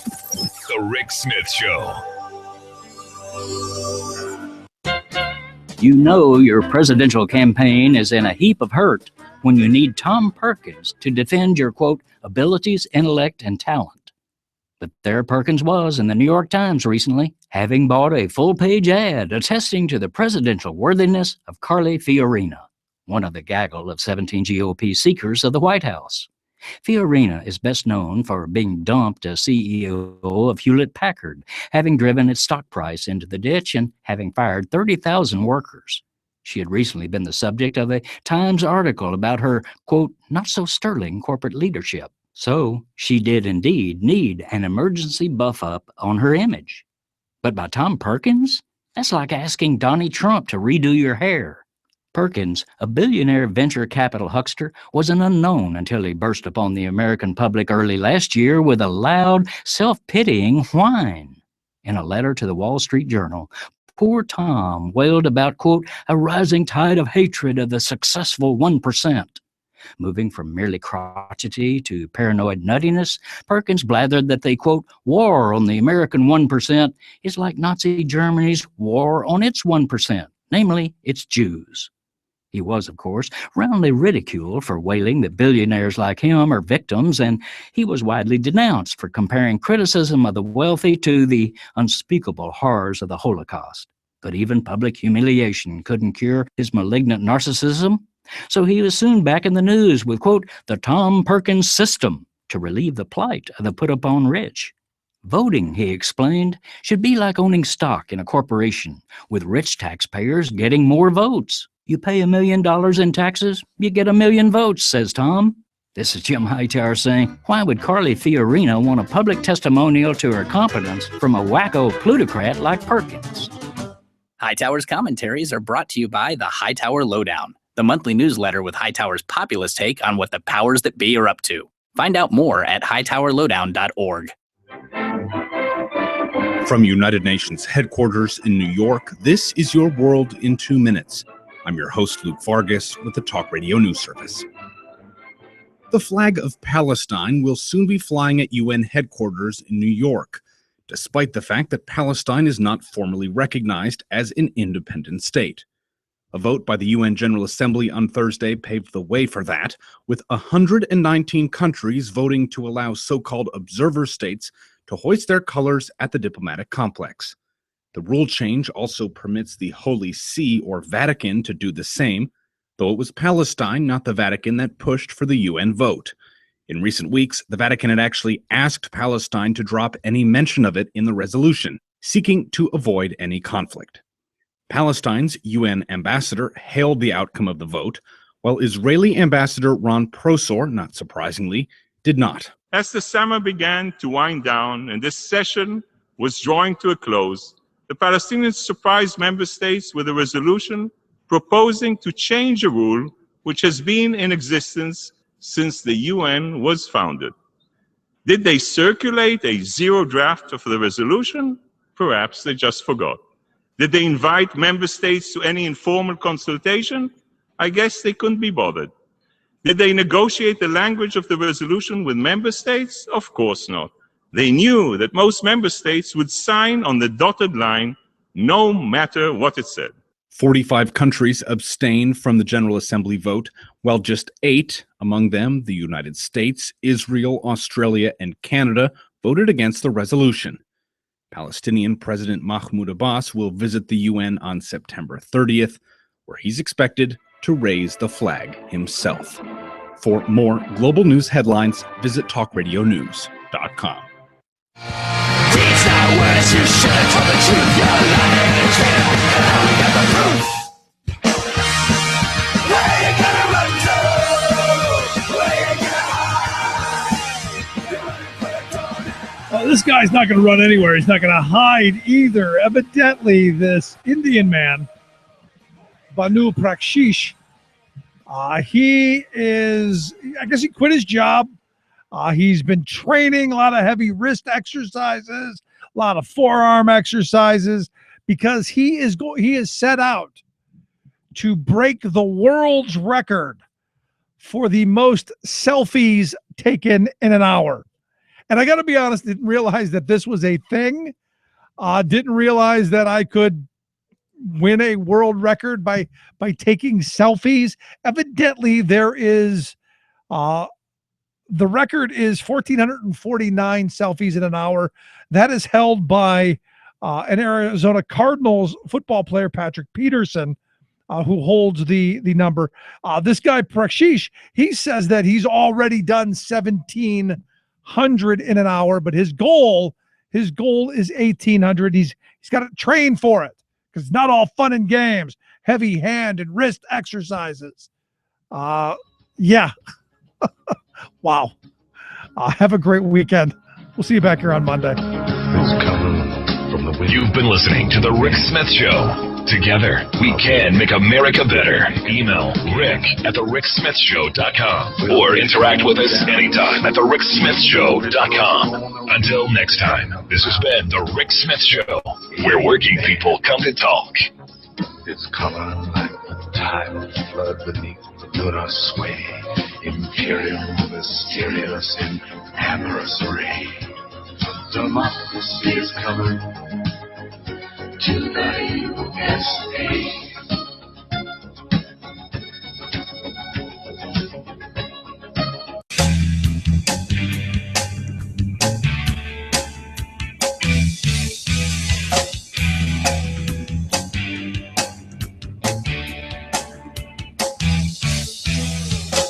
We see the storm out on the horizon.